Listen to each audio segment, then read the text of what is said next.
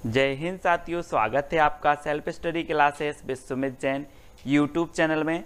दोस्तों आज की इस वीडियो में हम पढ़ने वाले हिंदी साहित्य ट्रिकी वीडियो है ना। आज हम आपको ऐसे महत्वपूर्ण प्रश्न याद करवाएंगे, ऐसी फनी ट्रिक बताएंगे कि आप जिंदगी भर कभी नहीं भूल सकते। आप नेट एग्जाम की तैयारी कर रहे हैं, पीजीटी की कर रहे हैं, टेट एग्जाम या फिर आरपीएससी एग्जाम की तैयारी कर रहे हैं या एलटी ग्रेड की एग्जाम की तैयारी कर रहे हैं, तो ये वीडियो आपके लिए है दोस्तों। वीडियो को लाइक जरूर करें, ठीक है, और शेयर करना है।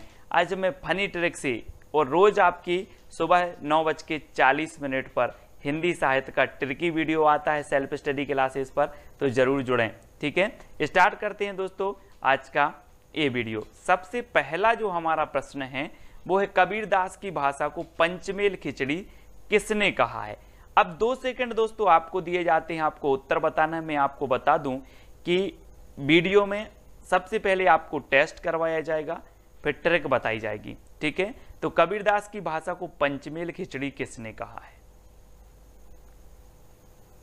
तो आपका बिल्कुल सही आंसर क्या हो जाएगा दोस्तों, किसने कहा है। उत्तर होगा श्याम सुंदर दास ने। किसने कहा? श्याम सुंदर दास, यानी कि आ नंबर आपका बिल्कुल सही हो जाएगा। अब एक चीज बताना दोस्तों कि जो पंचमेल खिचड़ी बनेगी वो कैसी बनेगी, सुंदर बनेगी कि नहीं बनेगी? सुंदर बनेगी ना, तो पंचमेल खिचड़ी कौन बोलेगा? श्याम सुंदर दास बोलेंगे ना। अब पंचमेल खिचड़ी है तो बहुत सुंदर बनेगी, तो श्याम सुंदर दास, यानी कि आपका आ नंबर जो है वो बिल्कुल सही हो जाएगा, ठीक है दोस्तों। फनी ट्रिक से याद करवाएंगे आपको, सिर्फ पूरा वीडियो देखना है। सत्यवती कथा के रचनाकार कौन है?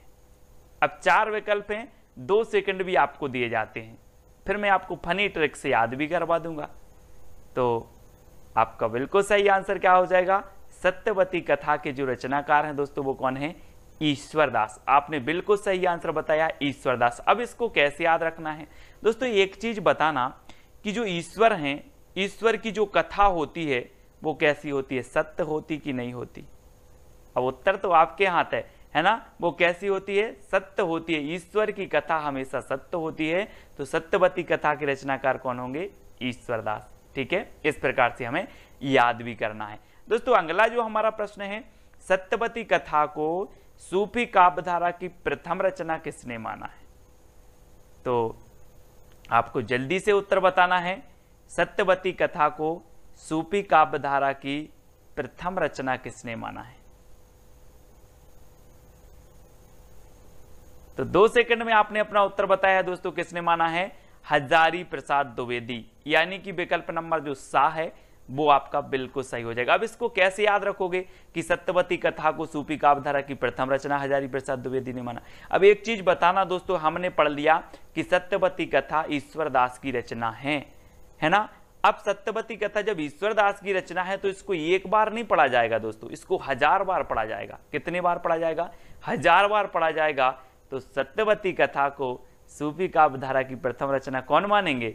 हजारी प्रसाद द्विवेदी, क्योंकि इसको 1000 बार पढ़ा जाएगा। हम बोलते हैं ना, कृष्ण लीला 1000 बार सुन रहे हैं, रामायण 1000 बार सुन रहे हैं, रामचरितमानस 1000, क्योंकि ये सत्य कथा है ना। वैसे ही सत्यवती कथा ईश्वरदास की रचना है और इसको हम 1000 बार पढ़ेंगे, ठीक है। ऐसे याद रखना है दोस्तों। अब आपको बताना है आलवार भक्तों की संख्या कितनी मानी है, तो 2 सेकंड में आपको अपना उत्तर बताना है और आपका बिल्कुल सही आंसर क्या हो जाएगा?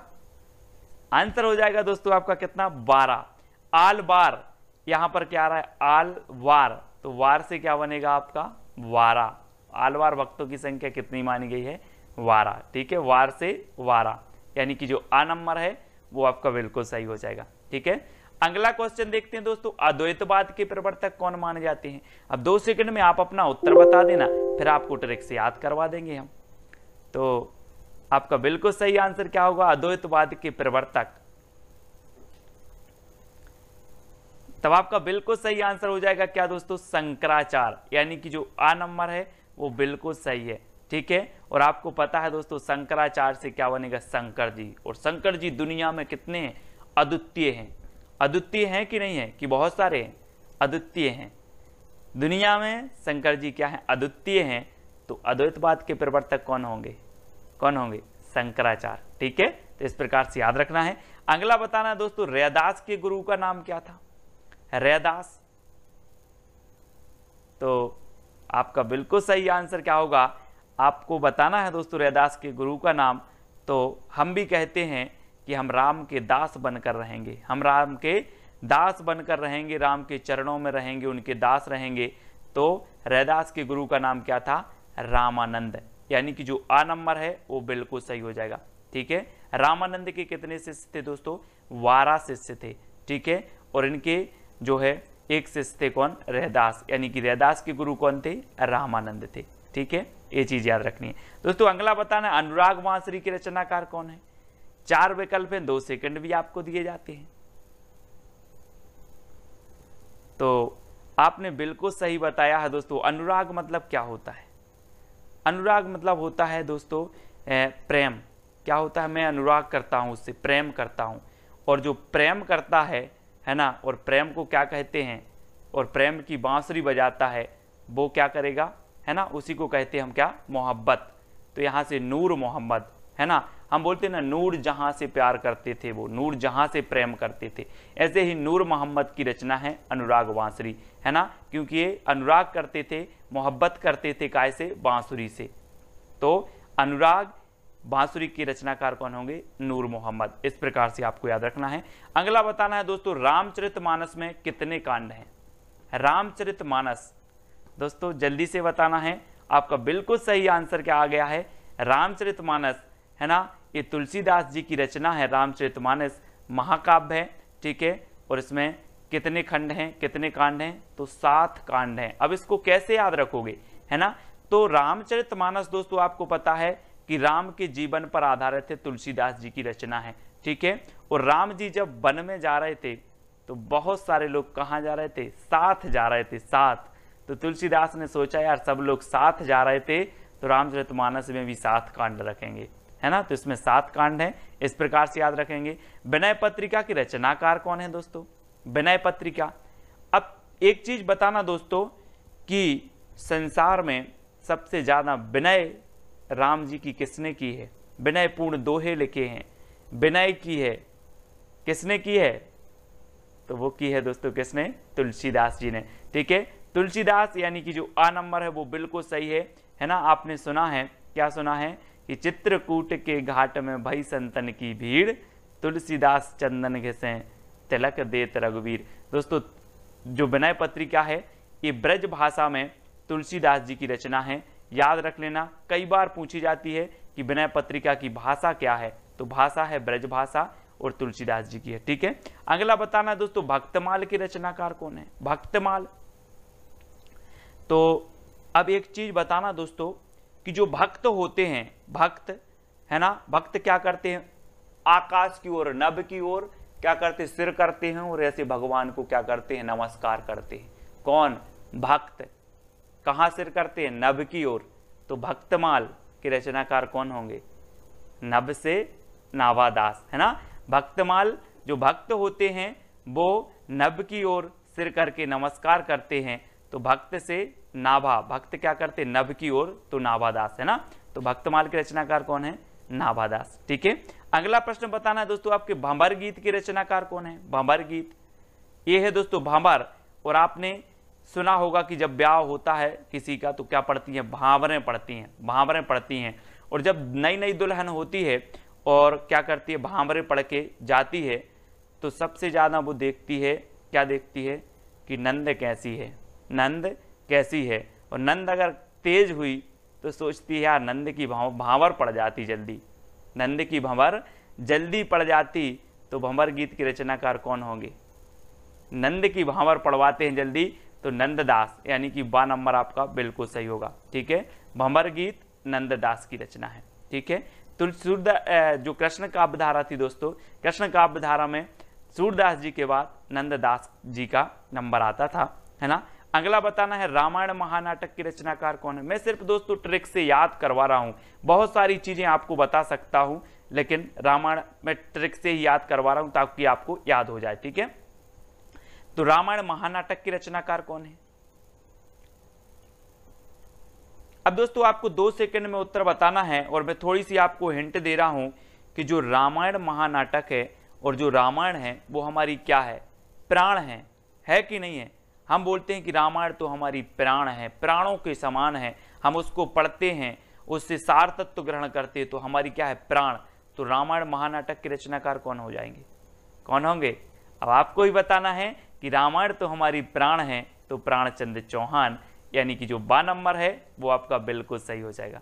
ठीक है, अगला प्रश्न देखते हैं दोस्तों, रामचंद्रिका को छंदों का अजायब घर किसने कहा है?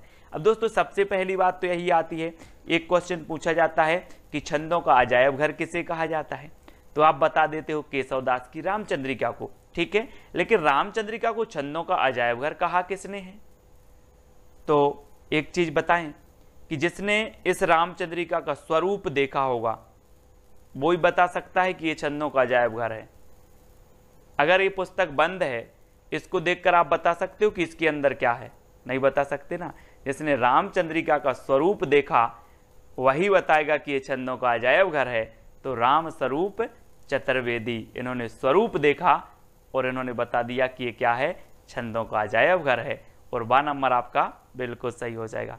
ठीक है ना, फनी ट्रिक याद हो जाएगा दोस्तों, पूरा वीडियो जरूर देखना है। मधुमालती के रचनाकार कौन है? मधुमालती, आपने दोस्तों एक वो सुना होगा कि बैर कराते मंदिर मस्जिद और मेल कराती मधुशाला, एक सुना है ना आपने। तो आपने देखा होगा कि समाज में कई ऐसे लोग होता है, उनका मंजनई मधु से होता है। कैसे होता है? मंजन मधु से होता है। तो मंजन मधु से होता है तो मधुमालती के रचनाकार कौन होंगे? मंजन होंगे ना, मंजन, यानी आ नंबर आपका बिल्कुल सही हो जाएगा।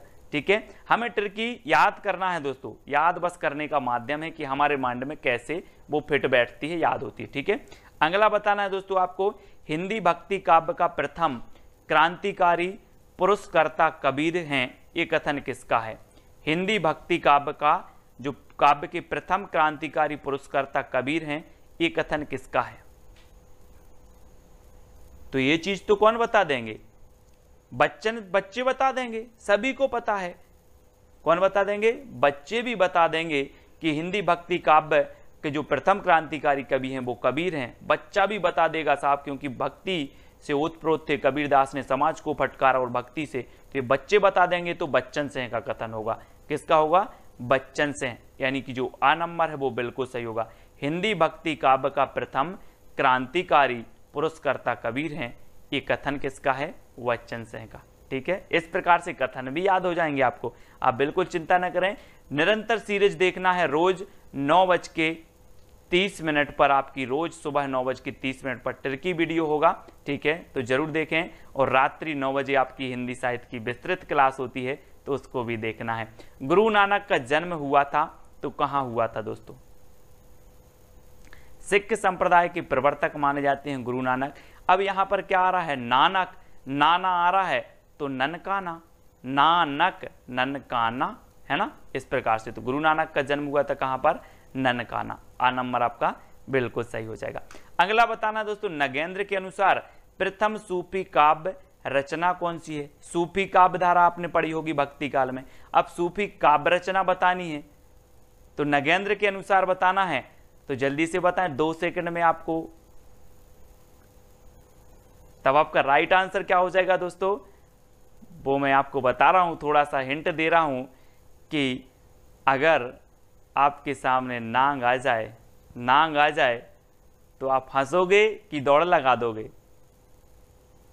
है ना, अगर अचानक आपके सामने ऐसे करके नांग आ जाए तो आप हंसोगे कि दौड़ लगा दोगे? है ना, दौड़ लगा देंगे। तो नगेंद्र के अनुसार जो सूफी काव्य की प्रथम रचना है वो हंसावली है। कौन सी है?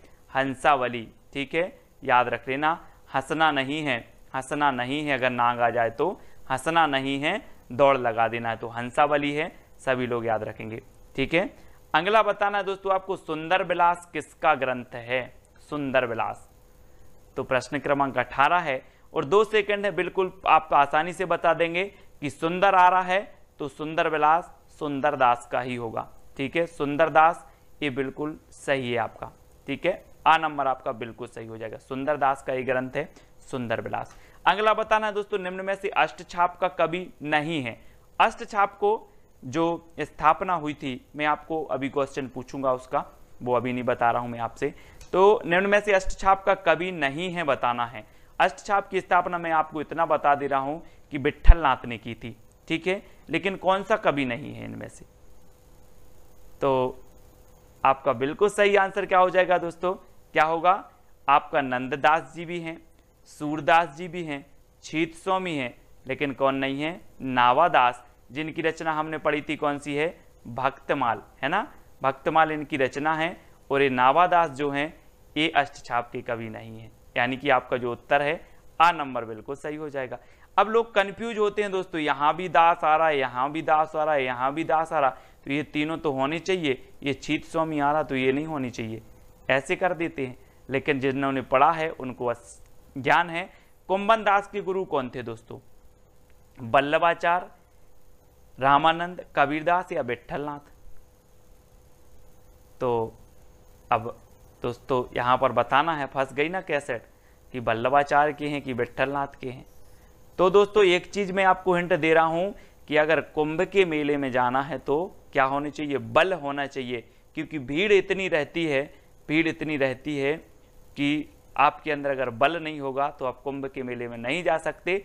तो कुंभ के मेले में बल चाहिए, तो कुंभन दास के गुरु कौन होंगे? बल से वल्लभाचार्य, यानी कि जो आ नंबर है वो आपका बिल्कुल सही हो जाएगा, ठीक है।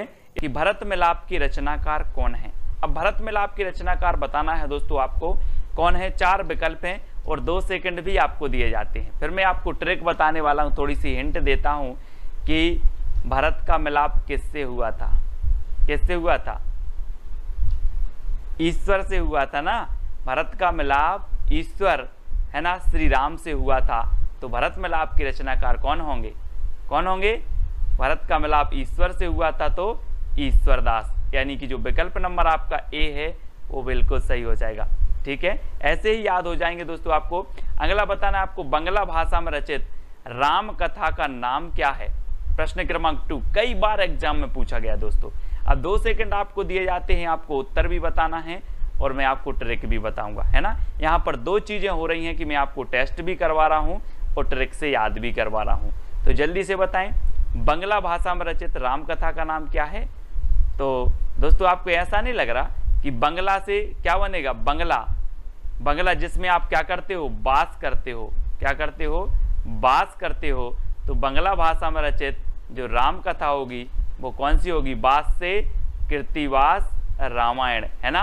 हमने याद कर लिया कि बांग्ला भाषा का आया तो बांग्ला में हम क्या करते हैं? वास, तो कृतिवास रामायण, यानी कि जो विकल्प नंबर आपका ये है वो बिल्कुल सही हो जाएगा। बिल्कुल सरल है, आप कभी नहीं भूल सकते, ठीक है। अगला है दोस्तों आपका, श्रृंगार रस के घोर विरोधी कौन से संत कवि हैं थे? तो 4 विकल्प हैं, 2 सेकंड भी आपको दिए जाते हैं दोस्तों।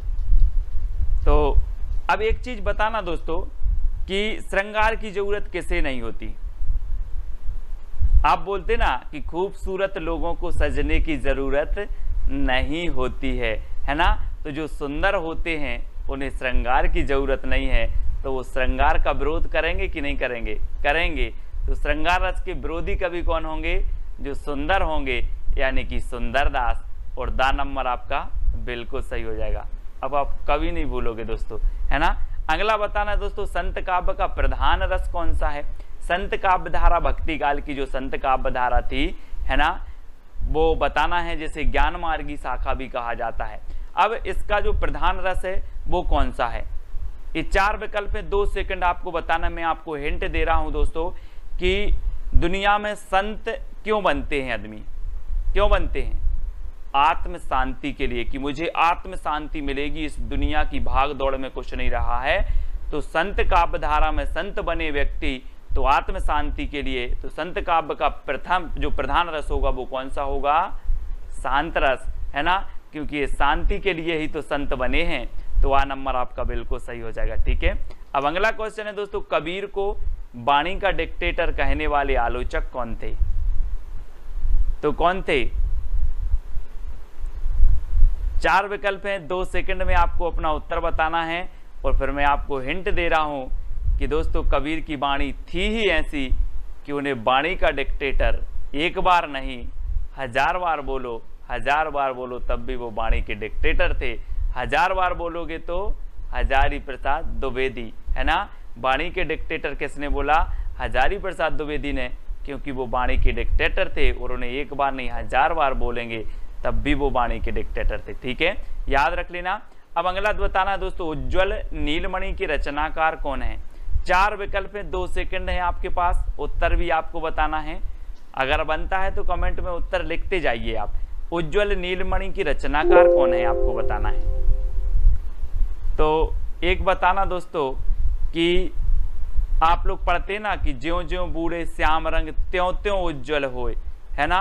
तो क्या हो रहा है? उज्ज्वल रूप, क्या हो रहा है? रूप उज्ज्वल हो रहा है। तो उज्ज्वल रूप हो रहा है तो उज्ज्वल नीलमणि के रचनाकार कौन होंगे? कौन होंगे? रूप गोस्वामी, है ना, क्योंकि क्या हो रहा है? रूप उज्ज्वल हो रहा है। ठीक है, तो डी नंबर आपका बिल्कुल यहाँ पर सही आंसर हो जाएगा, है ना। अगला बताना दोस्तों, विशिष्टाद्वैतवाद के प्रवर्तक कौन है? 4 विकल्प हैं, 4 में से एक का चयन करना है। विशिष्टाद्वैतवाद के प्रवर्तक बताना है। और मैं आपको बता दूं कि इस संसार में विशिष्ट कौन है? कौन है विशिष्ट? राम, है ना, राम, है ना। तो विशिष्टाद्वैतवाद के कौन होंगे? रामानुजाचार्य, यानी कि जो विकल्प नंबर आपका 1 है वो सही है ना। यहाँ पर कहा कि सर संसार में विशिष्ट हैं कौन? राम। तो विशिष्टाद्वैतवाद के प्रवर्तक कौन माने जाएंगे? रामानुजाचार्य। ठीक है, यानी यह नंबर आपका बिल्कुल सही हो रहा है। अगर दोस्तों वीडियो आपको याद हो रहा है, प्रश्न याद हो रहे हैं, ट्रिक अच्छी लग रही है तो वीडियो को लाइक करके अपने मित्रों तक शेयर जरूर करें। अब बीसल देव रासों के रचनाकार बताना है दोस्तों। बीसल देव, है ना, रासों के रचनाकार कौन होंगे? 2 सेकंड में आपको उत्तर बताना है। तो आपका बिल्कुल सही आंसर क्या हो जाएगा? क्या हो जाएगा? ये रचना कई बार पूछी गई है दोस्तों। और आपको बता दूं कि अजमेर के राजा के प्रेम प्रसंग या वियोग से संबंधित है ना। तो ये श्रृंगारिक रचना मानी जाती है और गीति काव्य मानी जाती है बीसल देव रासो, है ना। और इसके जो रचनाकार हैं वो कौन है? नरपति नाल, है ना। और मैंने आपको कई बार याद करवाया है कि पति कितने नहीं होते? 20 नहीं होते, 1 होते हैं। तो बीसल देव रासो के रचनाकार कौन होंगे? नरपति नाल, है ना, नरपति नाल। इस प्रकार से याद रखेंगे। अब अगला बताना है दोस्तों, हिंदी का प्रथम दैनिक समाचार पत्र समाचार सुधावर्षण के संपादक कौन थे? समाचार सुधावर्षण, सबसे पहले तो ये चीज याद रखनी है कि ये हिंदी का प्रथम दैनिक समाचार पत्र था। ठीक है, और मैं आपको बता दूं कि इसका प्रकाशन हुआ था 1854 में। कहां से हुआ था? कलकत्ता से। ठीक है, कलकत्ता से हुआ था। लेकिन इसके संपादक कौन थे? तो ये चीज आपको बतानी है दोस्तों। एक चीज बताना जरा आप कि जो आप समाचार देखते हो तो सुंदर सुंदर समाचार, है ना, आप चाहते हो यार सुंदर सुंदर समाचार मिल जाए, अच्छी अच्छी है ना, सनसनी खबर मिल जाए, सुंदर सुंदर। तो जो समाचार सुधावर्षण है ना, सुधावर्षण, और सुधा तो कैसी रहती है? सुंदर रहती है ना। सुधा यानी अमृत, और अमृत कैसी रहती है? अमृत रहता है आपका कैसा? सुंदर। तो श्याम सुंदर सेन, है ना, ये संपादक थे। 1854 में इसका प्रकाशन हुआ था। हिंदी का प्रथम दैनिक समाचार पत्र है और ये प्रकाशन हुआ था कलकत्ता से। तो ये चीज भी आपको याद रखनी है दोस्तों। अगला है सूरदास के गुरु का नाम क्या था? अब सूरदास जी आ गए, ये वात्सल रस के सम्राट कहे जाते हैं, है ना। 2 सेकंड आपको याद बताते हैं दोस्तों, फिर आपको बताना 2 सेकंड में आप उत्तर बताएंगे। और मैं आपको बता रहा हूं दोस्तों कि सूरदास जो थे, इन्होंने इतनी रचनाएं लिखी हैं, इतने दोहे लिखे हैं, जिसमें बल होगा वही तो लिखेगा कि नहीं लिखेगा? जिसमें बल होगा वही लिखेगा। तो सूरदास जी के गुरु भी कौन होंगे? वल्लभाचार्य। और इन्होंने सूरदास को इतना बल दिया कि इन्होंने बहुत बहुत दोहे लिखे। और रामचंद्र शुक्ल ने तो इन्हें वात्सल रस का क्या कह दिया? सम्राट कह दिया। और है ना, और इन्हें दोस्तों कह दिया, क्या कह दिया कि जो सूरदास हैं वो क्या है? वात्सल रस का कोना कोना घुमाए हैं, है ना। इनके अलावा इस रस में इतनी प्रतिभा किसी में नहीं थी, सूरदास जी में। और सूरदास जी के जो गुरु थे वो कौन थे? वल्लभाचार्य, क्योंकि वल्लभाचार्य ने इतना बल भर दिया था सूरदास जी में। ठीक है, तो आपका विकल्प नंबर ए बिल्कुल सही हो जाएगा। पृथ्वीराज रासो के रचनाकार कौन है दोस्तों? अब दोस्तों यहाँ पर 2 सेकंड में आपको उत्तर बताना, फिर मैं आपको हिंट दे रहा हूँ, याद करवा रहा हूँ कि पृथ्वी की बात आई है तो पृथ्वी का एकमात्र उपग्रह कौन सा है? कौन सा है? चंद्रमा। तो पृथ्वीराज रासो के जो रचनाकार होंगे वो कौन होंगे? चंद्रमा से आपका बनेगा क्या? चंद्रबरदाई। चंद्रबरदाई यानी कि जो आ नंबर है बिल्कुल सही है। ये पृथ्वीराज रासो के कौन हैं? रचनाकार हैं। हिंदी का प्रथम महाकाव्य माना जाता है पृथ्वीराज रासो, और हिंदी के प्रथम महाकवि माने जाते हैं चंद्रबरदाई। ठीक है, तो ये चीज आपको याद रखनी है।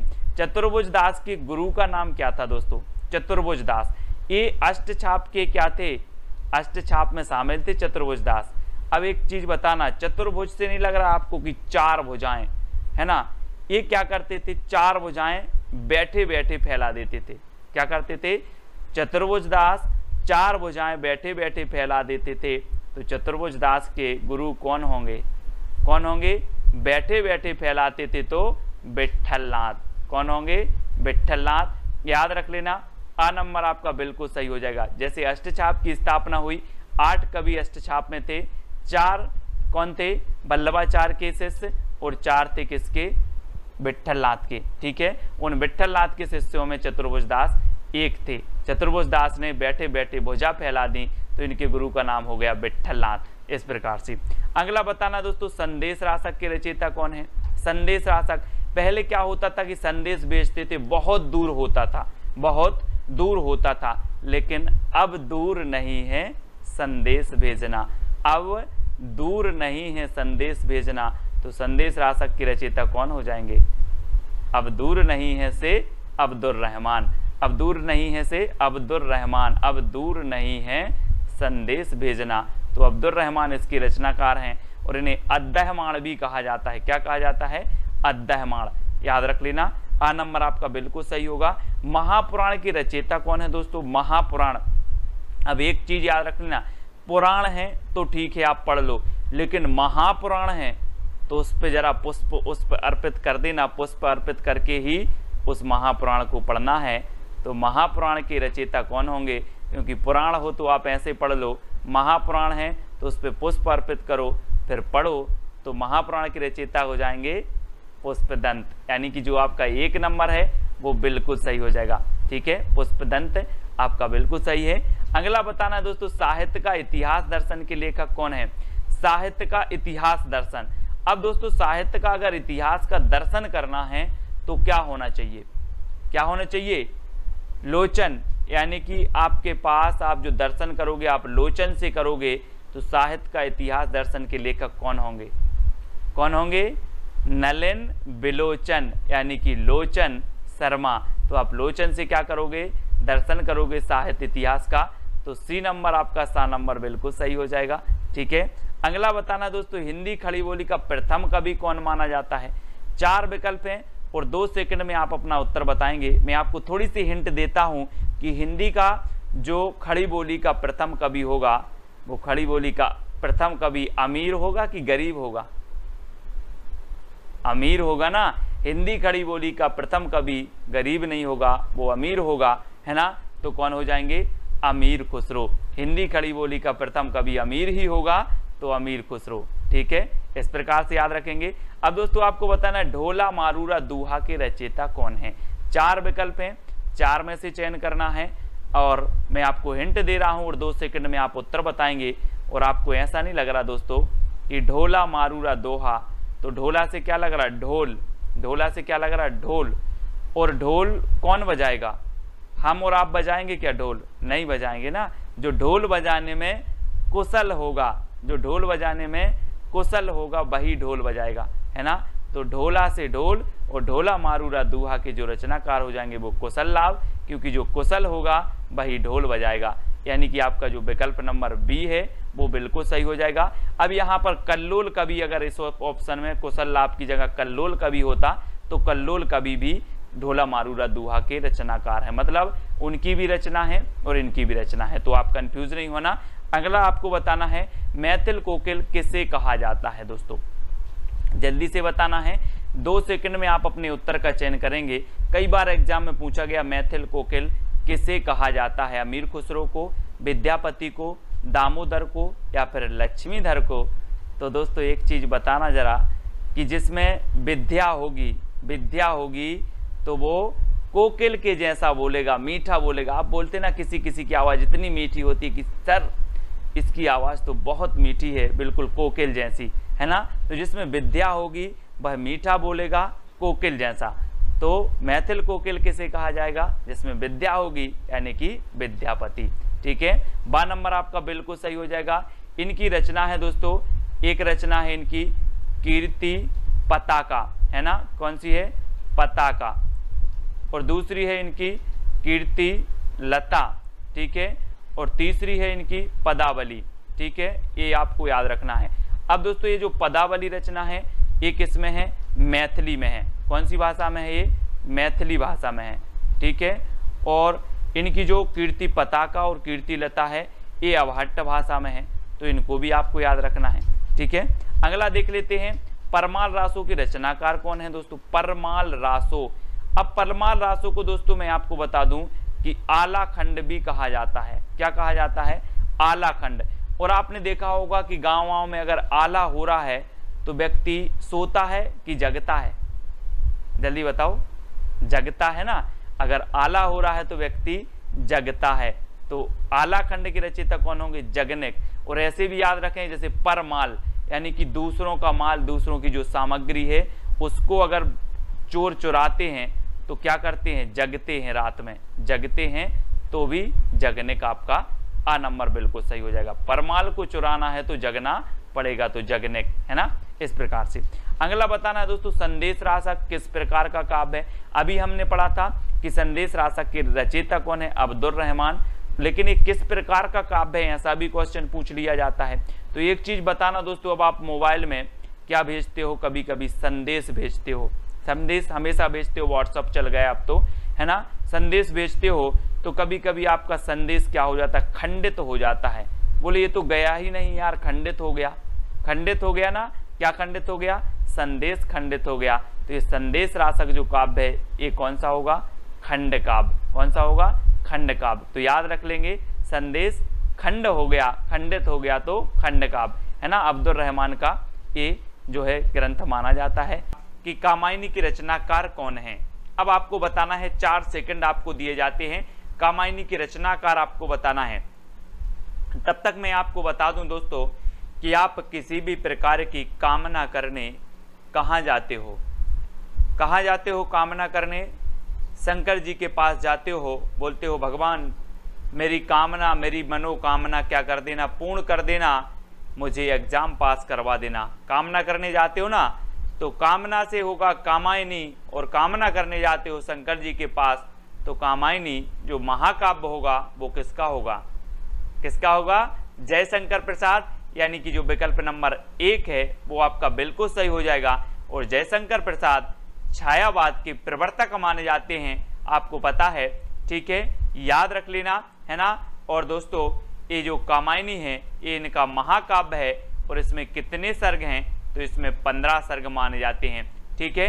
ये चीज भी आपको याद रखना है, कामायनी में कितने सर्ग हैं? 15 सर्ग हैं, ठीक है। अगला क्वेश्चन देखते हैं, तुलसीदास किसकी रचना है? दोस्तों अभी तक आपने नाम सुना होगा तुलसीदास, है ना, कभी सुन लिया आपने कवि का नाम, लेकिन अब रचना का नाम भी तुलसीदास। क्या बात है। तो जल्दी से आपको बताना है ये रचना किसकी है।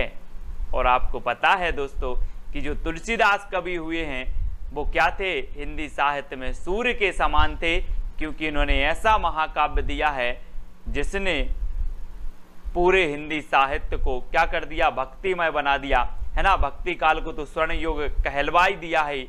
और जो तुलसीदास हैं वो क्या थे? सूर्य के समान थे। तो तुलसीदास रचना किसकी होगी? सूर्यकांत त्रिपाठी निराला की, ठीक है, निराला की होगी, यानी विकल्प नंबर जो बी है वो आपका बिल्कुल सही हो जाएगा, बी नंबर। अगला बताना है दोस्तों, नीला चांद किसकी रचना है?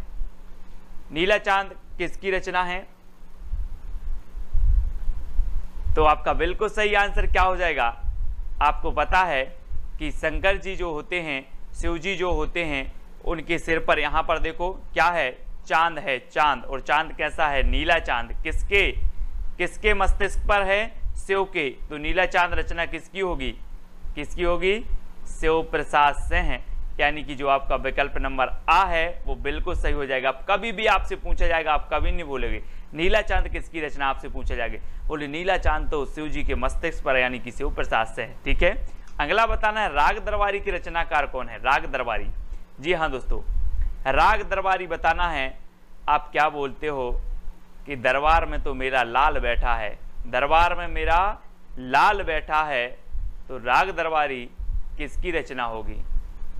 श्री लाल की होगी कि रामचंद्र शुक्ल की होगी? आपने देख लिया ना कि दरबार में कौन बैठा है, लाल बैठा है, तो श्री लाल शुक्ल, यानी कि जो आपका विकल्प नंबर 1 है वो बिल्कुल सही हो जाएगा, 1 नंबर। ठीक है, अगला क्वेश्चन देखते हैं दोस्तों, प्रिय प्रवास की रचनाकार कौन है? आप अपना टेस्ट भी करते जाएं और ट्रिक से याद भी होता जाएगा। अब एक चीज बताना दोस्तों कि आपको सबसे प्रिय क्या है? क्या है प्रिय? अयोध्या। अयोध्या आपके लिए बहुत सबसे प्रिय है, क्योंकि राम की जन्मभूमि है अयोध्या, आपके लिए प्रिय है। ठीक है कि नहीं है? कमेंट में बता देना। सभी को प्रिय है, तो प्रिय प्रवास किसकी होगी? अयोध्या से उपाध्याय हरिऔध की। ठीक है, तो याद रख लेना, प्रिय क्या है? अयोध्या। तो प्रिय प्रवास खड़ी बोली का प्रथम महाकाव्य माना जाता है ना?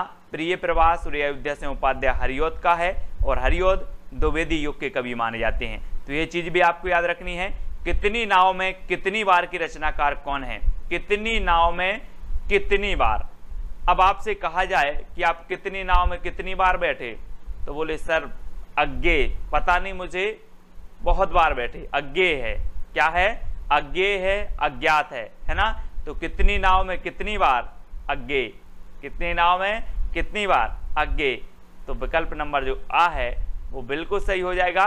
ठीक है, प्रयोगवाद के श्रेष्ठ कवि माने जाते हैं दोस्तों अज्ञे जी। ठीक है, नेक्स्ट बताना है आपको, अशोक के फूल किसकी रचना है? 4 विकल्प हैं, अशोक के फूल बताना है, और मैं आपको बता दूं कि 2 सेकंड में आप अपने उत्तर का चयन कर लेना।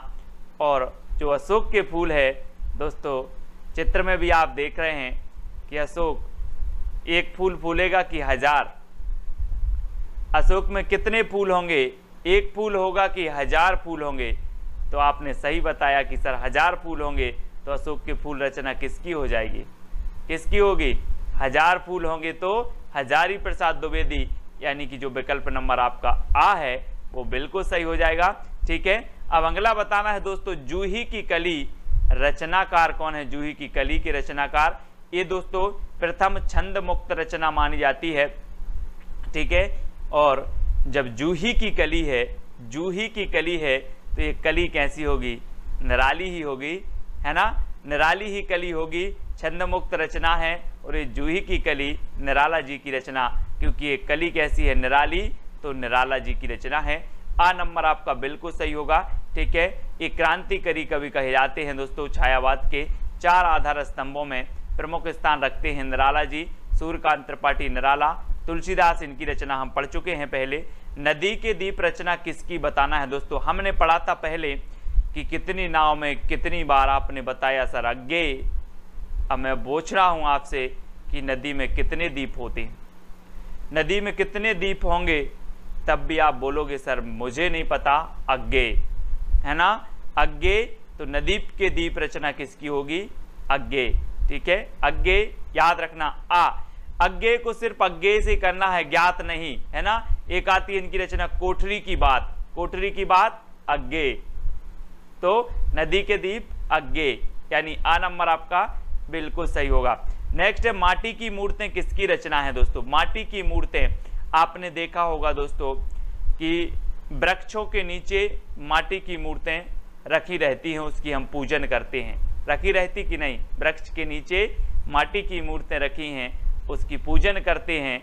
तो माटी की मूर्तें जो रचना है वो किसकी हो जाएगी? किसकी होगी? वृक्ष के नीचे रखी हैं, तो राम वृक्ष बैनीपुरी, यानी कि जो आपका आ नंबर है वो बिल्कुल सही होगा, आ नंबर। ठीक है, वृक्ष के नीचे माटी की मूर्तें रखी हैं, तो माटी की मूर्तें राम वृक्ष बैनीपुरी। निशा निमंत्रण की रचनाकार कौन है दोस्तों? निशा निमंत्रण बताना है। 4 विकल्प हैं और 4 का उत्तर आपका क्या हो जाएगा? जल्दी बताना। निशा मतलब आपकी होती है क्या? रात्रि, शाम के समय आप क्या करोगे? क्या करोगे, बच्चों का निमंत्रण आपको करना है। बच्चन का निमंत्रण कर लो, बोले शाम के समय, निशा के समय बच्चन का निमंत्रण कर लो, बच्चों का निमंत्रण कर लो। तो निशा निमंत्रण के रचनाकार कौन होंगे, हरिवंश राय बच्चन। हरिवंश राय बच्चन यानी कि जो 1 नंबर है वो आपका बिल्कुल सही हो जाएगा। ठीक है, आ नंबर। नेक्स्ट बताना है दोस्तों, गुनाहों का देवता किसकी रचना है। गुनाहों का देवता यानी कि गुनाहों का देवता इतने गुनाह किए, इतने गुनाह किए कि वो क्या बन गया, गुनाहों का देवता बन गया। अब जब देवता बन गया दोस्तों तो वो काय की शरण में आएगा, काय की शरण में आएगा। जब आदमी बहुत सारे गुनाह कर लेता है तो फिर बोलता है यार कि अब तो धर्म की शरण में जाएं, धर्म की शरण में जाया जाए। तो गुनाहों का देवता की रचनाकार कौन होंगे, कौन होंगे, धर्मवीर भारती। यानी कि जो 1 नंबर है वो आपका बिल्कुल सही हो जाएगा, आ नंबर। ठीक है, अगला क्वेश्चन देखते हैं दोस्तों, सखाराम बाइंडर। सखाराम बाइंडर की रचयिता कौन है, सखाराम बाइंडर। और 4 विकल्प हैं, 2 सेकंड में आप अपना उत्तर बताएंगे। और दोस्तों आपको पता है कि जो तेंदुलकर साहब थे, सचिन तेंदुलकर साहब थे, जब तक वो खेलते थे क्रिकेट टीम में, अपने सारे सभी साथियों को बिल्कुल सखा की तरह रहते थे। कैसे रहते थे, सखा की तरह रखते थे। कौन, तेंदुलकर। तेंदुलकर रखते थे किसको, सभी टीम के खिलाड़ियों को सखा की तरह। तो सखाराम बाइंडर किसकी होगी, विजय तेंदुलकर, क्योंकि तेंदुलकर रखते थे सखा की तरह, है ना। इस प्रकार से याद कर लेंगे, आ नंबर आपका बिल्कुल सही हो जाएगा, आ नंबर। ठीक है, अगला बताना है दोस्तों, आपका बंटी की रचयिता कौन है। आपका बंटी, आपका बंटी कहाँ गया है, भंडारे में गया है। आपका बंटी कहाँ गया है, भंडारे में गया है। तो आपका बंटी की रचयिता कौन होंगे, कौन होंगे, मन्नू भंडारी। कौन होंगे, मन्नू भंडारी। आपका बंटी भंडारे में गया है तो मन्नू भंडारी, यानी कि जो आपका आ नंबर है वो बिल्कुल सही हो जाएगा, मन्नू भंडारी। आपका बंटी, इनकी रचना है। संस्कृति के 4 अध्याय की रचयिता कौन है, संस्कृति के 4 अध्याय। दोस्तों एक चीज बताना, संस्कृति के 4 अध्याय या फिर संस्कृत के 4 अध्याय, और संस्कृत के 4 अध्याय हमें रात में नहीं पढ़ना है। कब पढ़ना है, दिन में पढ़ना है। संस्कृत के 4 अध्याय दिन में पढ़ना है। तो ये रचना किसकी हो जाएगी, दिन से दिनकर, है ना, रामधारी से है दिनकर, क्योंकि संस्कृति के 4 अध्याय हमें दिन में पढ़ना है तो दिनकर साहब। ठीक है दोस्तों, अगला बताना है, राग गोविंद की रचनाकार कौन है। एक रचना आती है दोस्तों गीत गोविंद, एक आती है राग गोविंद। तो याद रख लेना, गीत गोविंद के किसने गाए हैं, जयदेव ने। और सबसे ज्यादा राग किसी को था गोविंद से, कृष्ण थे, तो वो किसको था, मीराबाई को। किसको था, राग था किसको, मीराबाई को। ये यहाँ कंफ्यूज होते हैं सभी लोग, है ना। राग था मीराबाई को, है ना, और गीत गाए हैं किसने, जयदेव ने। तो जयदेव की कौन सी थी, गीत गोविंद। गीत गोविंद जयदेव की थी और राग गोविंद जो रचना है वो मीराबाई की है। ठीक है, तो याद रख लेना, क्योंकि मीराबाई को राग था कृष्ण से सबसे ज्यादा, तो राग याद रख लेना, राग से मीराबाई। ठीक है, अगला बताना है दोस्तों, सेवा सदन की रचयिता कौन है, सेवा सदन। अब एक चीज बताना दोस्तों, आप जिससे ज्यादा प्रेम करते हो उसी की सेवा करोगे, है ना, कि नहीं करोगे। आप जिससे प्रेम करते हो सेवा भी उसी से करोगे, सेवा भी उसी की करोगे। चाहे आपके मम्मी से प्रेम करते हो, पापा से करते हो, समाज में जिससे भी आप करते हो उसकी आप सेवा जरूर करोगे। क्या करोगे, सेवा करोगे।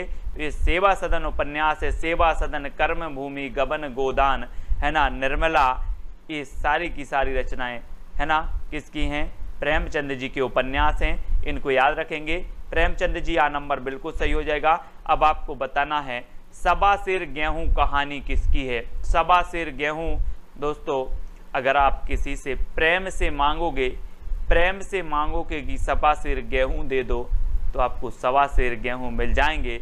लड़कर झगड़कर मांगोगे तो सवा सिर गेहूं नहीं मिलेंगे। इसलिए प्रेम से मांगना कि सवा सिर गेहूं दे दो तो मिल जाएंगे। तो सवा सिर गेहूं का कैसे मांगना है, प्रेम से मांगना है। तो सवा सिर गेहूं कहानी किसकी होगी, प्रेमचंद, यानी कि जो विकल्प नंबर आपका आ है वो बिल्कुल सही हो जाएगा, प्रेमचंद जी की हो जाएगी। नेक्स्ट है दोस्तों, वैदेही वनवास। वैदेही वनवास ये किसकी रचना है, हमने पढ़ा था दोस्तों कि श्रीलाल शुक्ल की जो रचना थी वो कौन थी? राग दरबारी श्रीलाल शुक्ल की थी। अब वैदेही वनवास, तो किसको हुआ था वनवास? अयोध्या के राजा राम को क्या हुआ था? वनवास हुआ था। तो वैदेही वनवास किसकी रचना होगी? अब वनवास तो आ रहा है, सीधा है कि वनवास हुआ था अयोध्या के राजा राम को, तो वैदेही वनवास किसकी रचना होगी? अयोध्या से उपाध्याय हरिऔध की।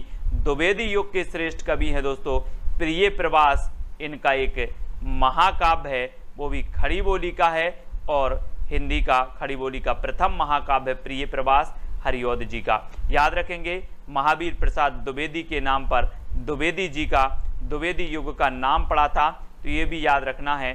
ठीक है, भीष्म साहिनी की एक रचना है दोस्तों तमस याद रख लेना, भीष्म साहिनी की एक रचना तमस है।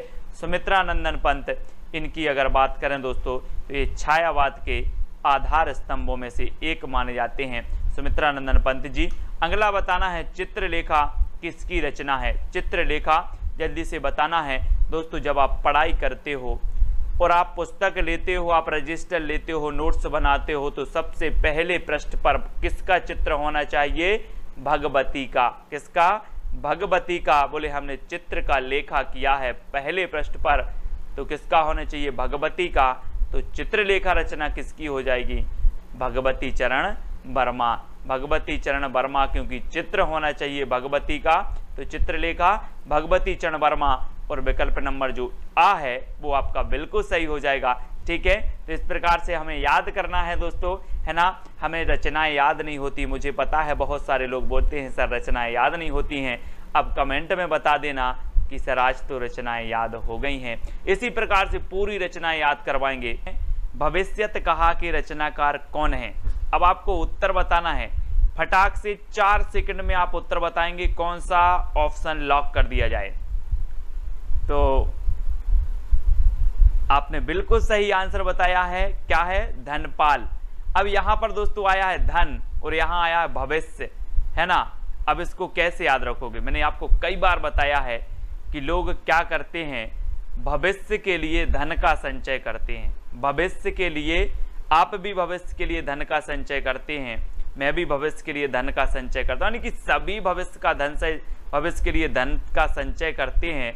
तो भविष्यत कहा रचना किसकी हो जाएगी? धन का संचय करते हैं तो धनपाल, है ना।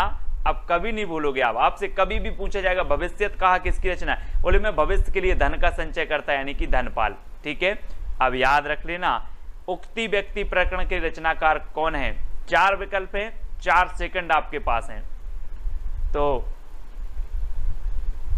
आपका बिल्कुल सही आंसर क्या हो जाएगा दोस्तों?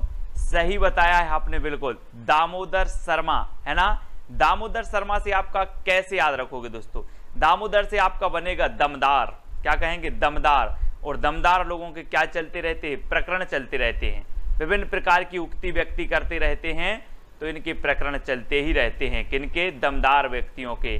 तो उक्ति व्यक्ति प्रकरण किसके चल रहे? बोले दमदार व्यक्ति के चल रहे हैं। तो दामोदर शर्मा यानी विकल्प नंबर जो 2 है वो आपका बिल्कुल सही हो जाएगा। ठीक है, भूलना नहीं है। पाहुड़ दोहा के रचनाकार कौन है दोस्तों? पाहुड़ दोहा। अब पहाड़ से आपको नहीं लग रहा कि पहाड़ की बात हो रही है, और पहाड़ की बात हो रही है तो दोस्तों पहाड़ कहाँ पाए जाते हैं? वनों में, है ना। और वनवास किसे हुआ था? किसे हुआ था वनवास?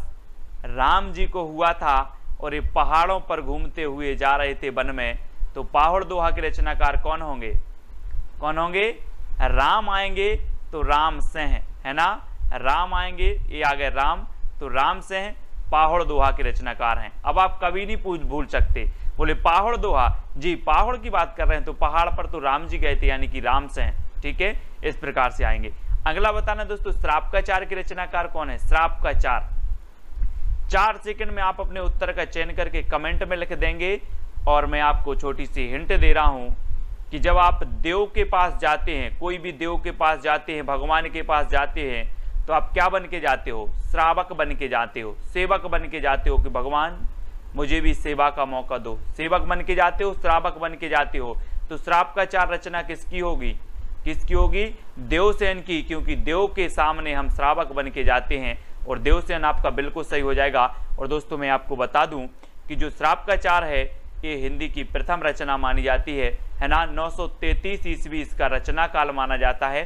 ठीक है, सभी लोग याद रखेंगे। और देवसेन की हमने याद कर ली श्रावकाचार, दामोदर शर्मा की उक्ति व्यक्ति प्रकरण, सरहपा की दोहा कोश। सरहपा की दोहा कोश तो अधिकांश लोगों को पता ही होगा, है ना। नहीं तो आप बोलो कि सर दोहा सुनाओ, सर से सरहपा और दोहा सुनाओ तो दोहा कोश, है ना। और राम से की पाहड़ दोहा, ये तो आपको याद है। नेक्स्ट है वर्ण रत्नाकर के रचनाकार कौन है दोस्तों? मैंने आपको कई बार याद करवाया है कि वर्ण रत्नाकर, यानी कि आपको वर्ण की बात हुई है तो वर्ण जो होते ना अपने अनार का, आम का, आपने पढ़े होंगे अपन हिंदी साहित्य वाले, है ना। तो वर्ण रत्नाकर यानी कि वर्ण, और वर्ण हमें कैसे पढ़ना है? ज्योति में पढ़ना है, ज्योति में, अंधेरे में नहीं पढ़ना वर्णों को, नहीं तो अनार को उल्लू का बोल दो। इसलिए वर्णों को ज्योति में पढ़ना है तो वर्ण रत्नाकर के रचनाकार कौन होंगे? ज्योति में पढ़ना है तो ज्योतिरीश्वर ठाकुर। ठीक है, वर्ण रत्नाकर के। अब आप कभी नहीं बोलोगे, मैं बोलूंगा वर्ण रत्नाकर के रचनाकार कौन है, आप बोलोगे सर ज्योति में पढ़ना है, ज्योतिरीश्वर ठाकुर। यानी कि विकल्प नंबर जो आपका बी है वो बिल्कुल सही हो जाएगा। ठीक है, अगला बताना है दोस्तों, अपभ्रंश शब्द का सबसे पहले प्रयोग किसने किया? अपभ्रंश शब्द का बताना है दोस्तों। अब एक चीज बताना दोस्तों कि जो अपभ्रंश शब्द का प्रयोग करेगा उसको अपभ्रंश शब्द का पहले से पता होगा जब तो उसने प्रयोग किया। अब जिसको कोई चीज पता नहीं है वो कैसे प्रयोग करेगा? तो अपभ्रंश शब्द का पहले से पता था इसलिए प्रयोग किया। पता से आपका क्या बनेगा? पतंजलि। क्या बनेगा? पतंजलि। तो अपभ्रंश शब्द का पतंजलि को क्या था? पता था, तो इन्होंने क्या कर दिया? अपभ्रंश शब्द का सबसे पहले प्रयोग किया इन्होंने। यानी कि आपका जो आ नंबर है वो बिल्कुल सही हो जाएगा। ठीक है, ऐसे याद रखेंगे। अगला बताना दोस्तों, अपभ्रंश को आभीरों की भाषा किसने कहा है? अपभ्रंश को आभीरों की भाषा किसने कहा है आपको बताना है। 4 सेकंड में आपको बताएंगे। अब दोस्तों एक बार अपभ्रंश ने सोचा कि यार मुझे कोई भी कुछ भी बोलता रहता है, आभीरों की भाषा, कहीं ये भाषा, कहीं बिगड़ी हुई भाषा। अब जो बोलेगा तो क्या मिलेगा? दंड मिलेगा। अगर कोई आभीरों की भाषा मुझे बोलेगा तो क्या मिलेगा? दंड।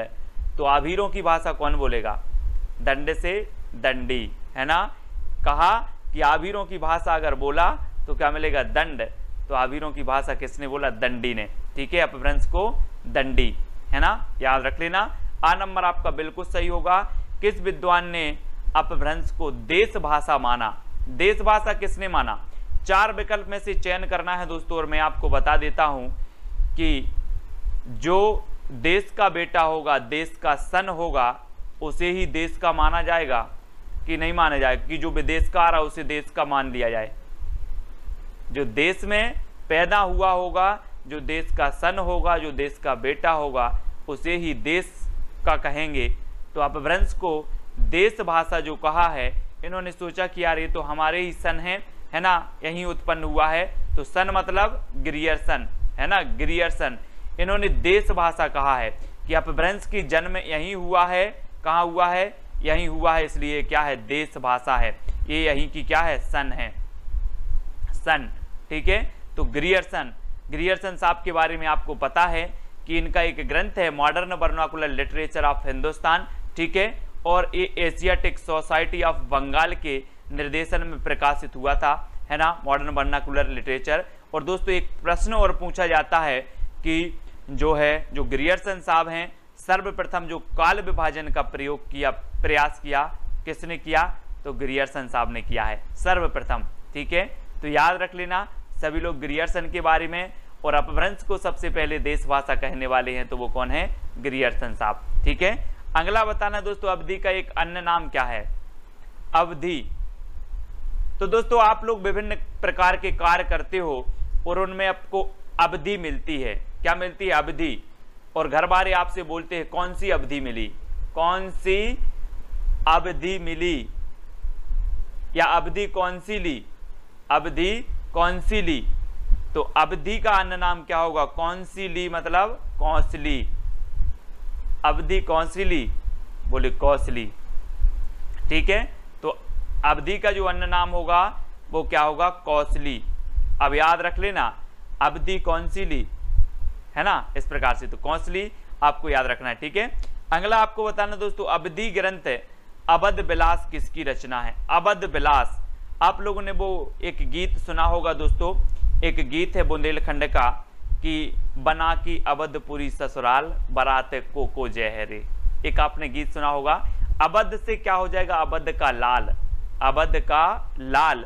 तो अवधि ग्रंथ है अवध विलास, और अवध विलास के जो रचनाकार होंगे वो कौन होंगे? लाल दास, क्योंकि अवध का लाल, है ना। तो याद रखना अवधि ग्रंथ है अवध विलास, और अवध विलास के रचनाकार हैं लाल दास। सभी को याद रखें, कभी भूलना नहीं। अगर भूल गए तो एक बार वीडियो फिर से देख लेना। राम काव्य परंपरा की सर्वप्रमुख भाषा है तो कौन सी है? दोस्तों आपको पता है कि राम को भी क्या मिली थी? अवधि मिली थी। बोले आप 14 वर्ष के वनवास को जाओगे, है ना, और इनको अवधि मिल गई 14 वर्ष की, तो अवधि मिली। तो राम काव्य परंपरा की जो सर्वप्रमुख भाषा होगी वो कौन सी होगी? कौन सी होगी? अवधि, ठीक है, याद रख लेना।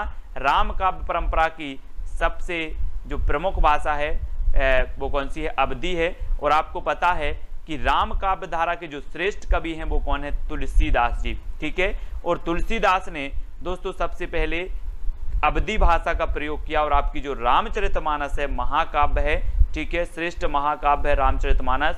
और दुनिया में अगर सर्वाधिक जो टीकाएं लिखी गई तो वो रामचरितमानस की लिखी गई, और रामचरितमानस की जो भाषा है वो अवधि भाषा है, ठीक है, ये चीज भी याद रखनी है। और बाद में तुलसीदास ने ब्रज भाषा का भी प्रयोग किया है, विनय पत्रिका, कृष्ण गीतावली, है ना, इन रचनाओं में क्या किया है? ब्रज भाषा का प्रयोग किया है। लेकिन राम काव्य परंपरा की जो प्रमुख भाषा है वो अवधि ही है, जिनका जो जीता जागता उदाहरण रामचरितमानस है, ठीक है। ब्रज भाषा का उदय माना जाता है तो कब से माना जाता है दोस्तों? अब आप लोग कहते हैं कि हमें ब्रज जाना है, कन्हैया की जन्मभूमि जाना है, कन्हैया जी के दर्शन करने जानी है, इस प्रकार से बोलते ना, है ना। तो ब्रज अगर जाना है आपको तो अब भूल जाना कि 2-5 रुपए में पहुंच जाओगे, अब सीधे 1000 लगेंगे आपको। कितने लगेंगे? 1000 लगेंगे। तो ब्रज भाषा का उदय कब होगा? कब होगा?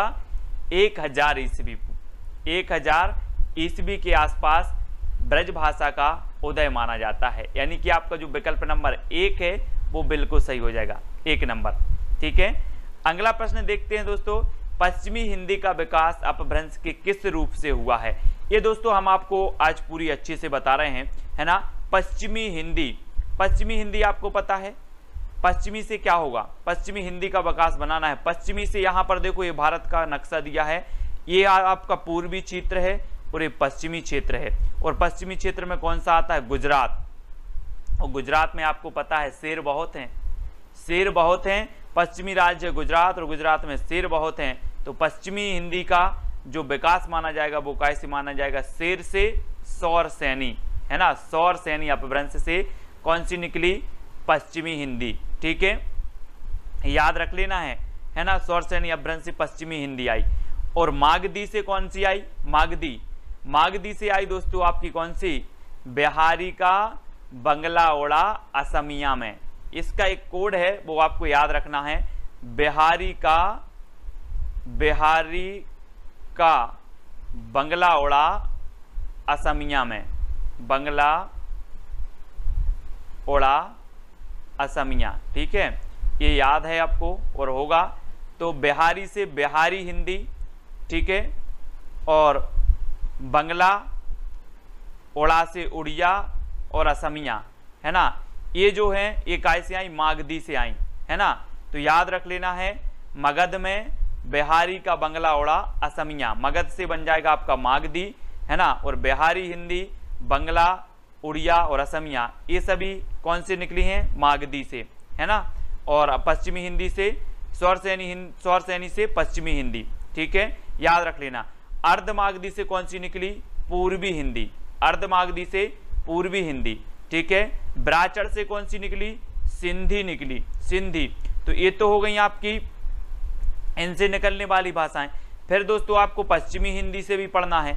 पश्चिमी हिंदी से जो निकली आपकी निकली कौन कौन सी?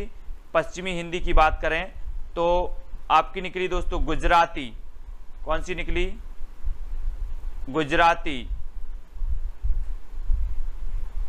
राजस्थानी, है ना, सॉरी राजस्थानी, गुजराती और पश्चिमी हिंदी, ठीक है, ये निकली आपकी काय से, सौर सैनी से। तो आपको याद रख लेना है, सौर सैनी से पश्चिमी हिंदी, गुजराती और राजस्थानी, ठीक है। और पश्चिमी हिंदी से जो निकलने वाली थी उनका भी मैंने आपको कोड बनाया था, कानों के खड़ी बुंदेली ब्रजभान हरि के पास। कानों से आपकी कन्नौजी, खड़ी से खड़ी बोली, है ना, बुंदेली से बुंदेली, ब्रज से ब्रज, हरि से हरियाणवी, है ना। और इस प्रकार से आपको याद रख लेना, ये पश्चिमी हिंदी की भाषाएं हैं, है ना। गुजराती और राजस्थानी आपकी ये अलग हैं। राजस्थान की भी है आपकी मेवाती है ना, जयपुरी, इस प्रकार से आपको राजस्थानी की भी हैं। फिर आपकी पूर्वी हिंदी आती है दोस्तों। तो पूर्वी हिंदी की आपकी कौन कौन सी हैं, मैंने कोड बनाया था, अब छत्तीसगढ़ी, आ से अवधी, बा से बघेली और छत्तीसगढ़ी से छत्तीसगढ़ी, है ना। तो अब छत्तीसगढ़ी ये पूर्वी हिंदी की हैं। पश्चिमी हिंदी की कानों के खड़ी बुंदेली ब्रजभान हरि के पास, ठीक है।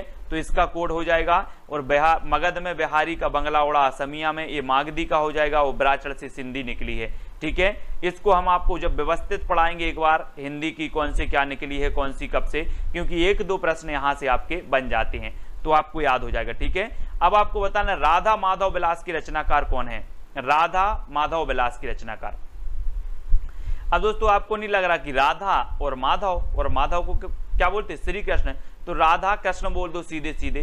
तो राधा माधव इनकी हम क्या करते हैं, जय करते हैं, जय, राधा माधव की जय। तो राधा माधव विलास किसकी रचनाकार कौन होंगे, जय की है तो जयराम, जय की है तो जयराम, राधा माधव विलास की रचनाकार जयराम, यानी सी नंबर आपका बिल्कुल सही हो जाएगा यहाँ पर। अगला क्वेश्चन है दोस्तों, स्नेह लीला की रचनाकार कौन है। अब स्नेह लीला की बात आई है तो आपको पता है कि सृष्टि के रचयिता कौन है, विष्णु, सृष्टि के रचयिता विष्णु। और विष्णु जी अपनी जो सृष्टि है, सृष्टि के एक एक जीव से स्नेह करते हैं, सभी से स्नेह करते हैं, कौन, विष्णु जी। तो स्नेह लीला के रचनाकार कौन होंगे, विष्णुदास, ठीक है। स्नेह लीला के रचनाकार विष्णुदास, यानी कि आ नंबर आपका बिल्कुल सही हो जाएगा। अगला बताना दोस्तों, रानी केतकी की कहानी के रचनाकार कौन है। बहुत ही बढ़िया है, उदयभान चरित इसे कहा जाता है, ठीक है। इसका दूसरा नाम है उदयभान चरित, रानी केतकी की कहानी, है ना। और दोस्तों आपको पता है कि रानी केतकी की कहानी इंसान ने ही नहीं अल्लाह ने भी सुनी। रानी केतकी की कहानी इंसान ने ही नहीं अल्लाह ने भी सुनी। तो इसके रचनाकार कौन होंगे, इंसा अल्लाह खां, है ना, इंसा अल्लाह खां, याद रख लेना। रानी केतकी की कहानी इंसान ने ही नहीं अल्लाह ने भी सुनी, तो इंसा अल्लाह खां। हिंदी साहित्य का दूसरा इतिहास के रचनाकार कौन है, दूसरा इतिहास के रचनाकार बताना है दोस्तों। और 4 सेकंड में आप अपना उत्तर का चयन करेंगे। और मैं आपको बता देता हूं दोस्तों कि जो साहित्यकार हैं वो कहते हैं कि भगवान एक ही साहित्य लिखने में तो पसीना आ गया, आप दूसरे साहित्य की बात कर रहे हो। बच्चों का काम थोड़ी है, बच्चों का काम थोड़ी है दूसरा साहित्य लिखना। तो हिंदी साहित्य का दूसरा इतिहास कौन लिखेंगे, उत्तर आपको ही बताना है, कौन लिखेंगे, डॉक्टर बच्चन से, याद रख लेना है ना। साहित्यकारों ने कहा कि एक इतिहास लिखने में पसीना आ गया, दूसरा इतिहास की बात कर रहे हो, बच्चों का काम है क्या, तो डॉक्टर बच्चन से दूसरा इतिहास, ठीक है। अब याद हो गया होगा दोस्तों। एक और पूछा जाता है हिंदी साहित्य का आधा इतिहास, तो आधा इतिहास ये सुमन राजे का है, किसका है, सुमन राजे का। और आपने देखा होगा दोस्तों कि जो सुमन मतलब होता है क्या, फूल, और फूल किसी को आधा नहीं दिया जाता, नहीं तो कहा कि फूल लिया है आधा इसको दे दो और आधा उसको दे दो, ऐसा होता कहीं नहीं होता। तो सुमन राजे का क्या है, हिंदी साहित्य का आधा इतिहास, और आधा नहीं दिया जाता कभी, सुमन, है ना, फूल, तो याद रख लेना। हजारी प्रसाद द्विवेदी की बात करें तो हिंदी साहित्य का आदिकाल भी है, हिंदी साहित्य की, है ना, भूमिका भी है, हिंदी साहित्य की भूमिका याद रखेंगे सभी लोग। हिंदी साहित्य का उद्भव एवं विकास है हजारी प्रसाद द्विवेदी का, है ना। रामचंद्र शुक्ल जी का तो है ही हिंदी साहित्य का इतिहास। तो ये सारे इतिहास ग्रंथ हैं। नेक्स्ट आपसे पूछा जाता है कीर्ति लता के रचनाकार कौन है। और दोस्तों 4 सेकंड में आप अपना उत्तर तो चयन करेंगे। और मैं आपको बता दूं कि कीर्ति कब फैलती है, कोई व्यक्ति मूर्ख है और कोई विद्यावान है तो किसकी कीर्ति फैलेगी, विद्यावान की फैलेगी ना, जिसमें विद्या है उसी की कीर्ति फैलेगी। तो कीर्ति लता के रचनाकार कौन होंगे, विद्यापति, है ना। और दोस्तों इस कीर्ति में इन्होंने क्या किया था, राजा कीर्ति सिंह की यशोगाथा का वर्णन किया था, है ना। और विद्यापति की ये 3 रचनाएं प्रमुख मानी जाती हैं दोस्तों। इनकी एक रचना है पदावली। पदावली जो है इनकी मैथिली में रचना है। ये पूछी जाती है विद्यापति की कौन सी रचना मैथिली में है, तो इनकी जो पदावली है ये मैथिली में है। और इनकी कीर्ति लता और कीर्ति पताका ये 2 रचनाएं अबहट्ट में हैं, ठीक है। कीर्ति लता और कीर्ति पताका अबहट्ट भाषा में है, तो इनको आपको याद रखना है। और चंद्रबरदाई के बारे में तो पता है आपको कि ये हिंदी के प्रथम महाकवि हैं, है ना, याद रख लेना है। और राउलबेल एक रचना है चंपू काव्य, उसकी रचनाकार रोड़ा कवि हैं, है ना। ढोला मारूरा दुहा जिसकी रचनाकार कुशल लाभ हैं, है ना। और इनकी रचना हमें पढ़ना है पदलता पताका। पदलता पताका, पदावली, कीर्ति लता, कीर्ति पताका, ठीक है। इस प्रकार से अगला बताना है दोस्तों, अभिमान मेरु किसे कहा जाता है। दोस्तों आपको पता है कोई आदमी के पास जब धन बहुत हो जाता है, कोई अच्छी संपत्ति हो जाए, उन्हें अभिमान हो जाता है, अरे यार अभिमान हो गया, अहंकार हो गया, है ना। ऐसे ही पुष्प ने कहा कि मुझे तो देवताओं के ऊपर चढ़ाया जाता है, मेरी तो माला बनाई जाती है। तो पुष्प को क्या हो गया, अभिमान हो गया, पुष्प को अभिमान हो गया। तो अभिमान मेरु किसे कहा जाएगा, किसे कहा जाएगा, पुष्पदंत को। पुष्पदंत ने दोस्तों अपने आप को अभिमान मेरु का। ऐसा भी क्वेश्चन आता है निम्न में से बताइए कौन सा कवि अपने आप को, कौन से कवि ने अपने आप को अभिमान मेरु की उपाधि दी थी, तो पुष्पदंत, है ना। इनका एक आपने पढ़ा होगा महापुराण, महापुराण ग्रंथ है पुष्पदंत जी का, बहुत ही श्रेष्ठ है पुष्पदंत जी का महापुराण, है ना। तो इन्होंने अभिमान मेरु कहा था, ऐसे ही पुष्प को भी अभिमान हो गया, इस प्रकार से याद रख लेंगे, है ना। तो आ नंबर आपका बिल्कुल सही होगा। कुमारपाल प्रतिबोध की रचनाकार कौन है, कुमारपाल प्रतिबोध। अब 4 विकल्प हैं, 2 सेकंड आपके पास हैं। और आपको पता है दोस्तों कुमार आ रहा है यहाँ पर, कुमार। तो आजकल के जो कुमारे लड़का रहते, कुमारे लड़का, है ना, आजकल के जो कुमार हैं वो सोमरस का प्रयोग बहुत कर रहे हैं। काय का प्रयोग कर रहे हैं, सोमरस। सोमरस आप लोग समझते होंगे, और सोमरस का प्रयोग कर रहे हैं। तो कुमारपाल प्रतिबोध के रचयिता कौन होंगे, कौन होंगे, सोमप्रभ सूरी, है ना। क्योंकि कुमार लोग सोमरस का प्रयोग कर रहे हैं, इसलिए कुमारपाल प्रतिबोध के रचनाकार सोमप्रभ सूरी, यानी विकल्प नंबर आपका ए जो है वो बिल्कुल सही हो जाएगा। तीसरी संप्रदाय की स्थापना किसने की थी। जी हाँ दोस्तों, 2 सेकंड में आप अपने उत्तर का चयन करें। जब तक मैं आपको बता देता हूं कि पुष्टि मार्ग के प्रवर्तक कौन थे, बल्लभाचार्य, है ना। सरहपा की एक रचना है दोहा कोश, ठीक है ना, सभी को पता है दोहा कोश है सरहपा की रचना। और आपका उत्तर हो जाता है श्री संप्रदाय की, क्या हो जाता है, रामानुजाचार्य, है ना, रामानुजाचार्य। और दोस्तों आपको पता होगा कि देश के कोने कोने में हम क्या बोलते हैं, श्री, फिर क्या लगाते हैं, राम, क्या करते हैं, श्री राम।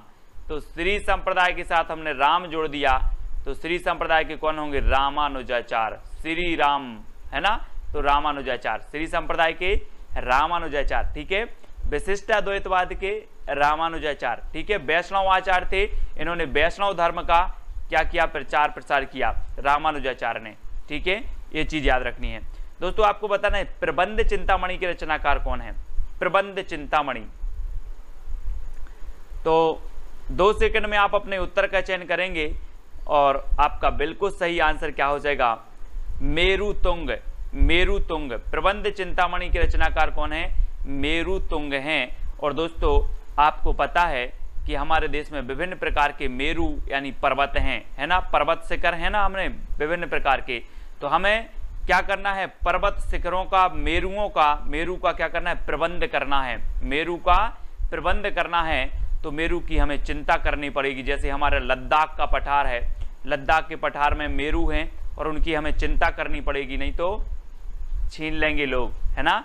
तो इसलिए मेरु की चिंता करना है हमें और उनका प्रबंध करना है। तो प्रबंध चिंतामणि के रचनाकार कौन होंगे, मेरुतुंग, ठीक है, याद रखेंगे। आ नंबर आपका बिल्कुल सही है। रोड़ा कवि की एक रचना है कौन सी, राउलबेल। राउलबेल है दोस्तों, शिलांकित कृति मानी जाती है, शिलांकित कृति, ठीक है। तो इसको याद रख लेना है, राउलबेल की, रोड़ा कवि की राउलबेल शिलांकित कृति मानी जाती है, ठीक है। अगला देखते हैं दोस्तों, अगला जो अपना प्रश्न है वो क्या है उसको देखते हैं। पृथ्वीराज रासो की रचना विधान में सर्वाधिक विवादास्पद पक्ष कौन सा है? 2 सेकंड में आप अपने उत्तर का चयन करेंगे। और आपको पता है कि पृथ्वीराज रासो चंद्रबरदाई जी का महाकाव्य है। पृथ्वीराज रासो हिंदी का प्रथम महाकाव्य है। चंद्रबरदाई हिंदी के प्रथम महाकवि हैं। चंद्रबरदाई पृथ्वीराज रासो में 69 सर्ग हैं। ठीक है, इसमें जो सर्ग है, सर्ग को क्या कहा जाता है? समय कहा जाता है। ये चीज आपको पता है। आदिकाल में अगर पूछा जाता है कि छंदों का अजायब घर किसे कहा जाता है, तो पृथ्वीराज रासो को कहा जाता है। अब पृथ्वीराज रासो के जो है प्रमाणिक होने पर संदिग्ध है। विभिन्न लोगों ने, विभिन्न विद्वानों ने अलग अलग मत प्रकट किए हैं। यहाँ पर पूछा है कि सर्वाधिक विवादास्पद पक्ष कौन सा है, तो आपका सही उत्तर क्या हो जाएगा? इसकी ऐतिहासिकता। और आपको पता है दोस्तों कि पृथ्वी की ऐतिहासिकता पर भी विवाद है। कोई कहता है कि इस पृथ्वी के सृष्टिकर्ता विष्णु जी हैं। कोई कहता है, विज्ञान कहता है कि बिग बैंग सिद्धांत के द्वारा पृथ्वी एक क्या थी?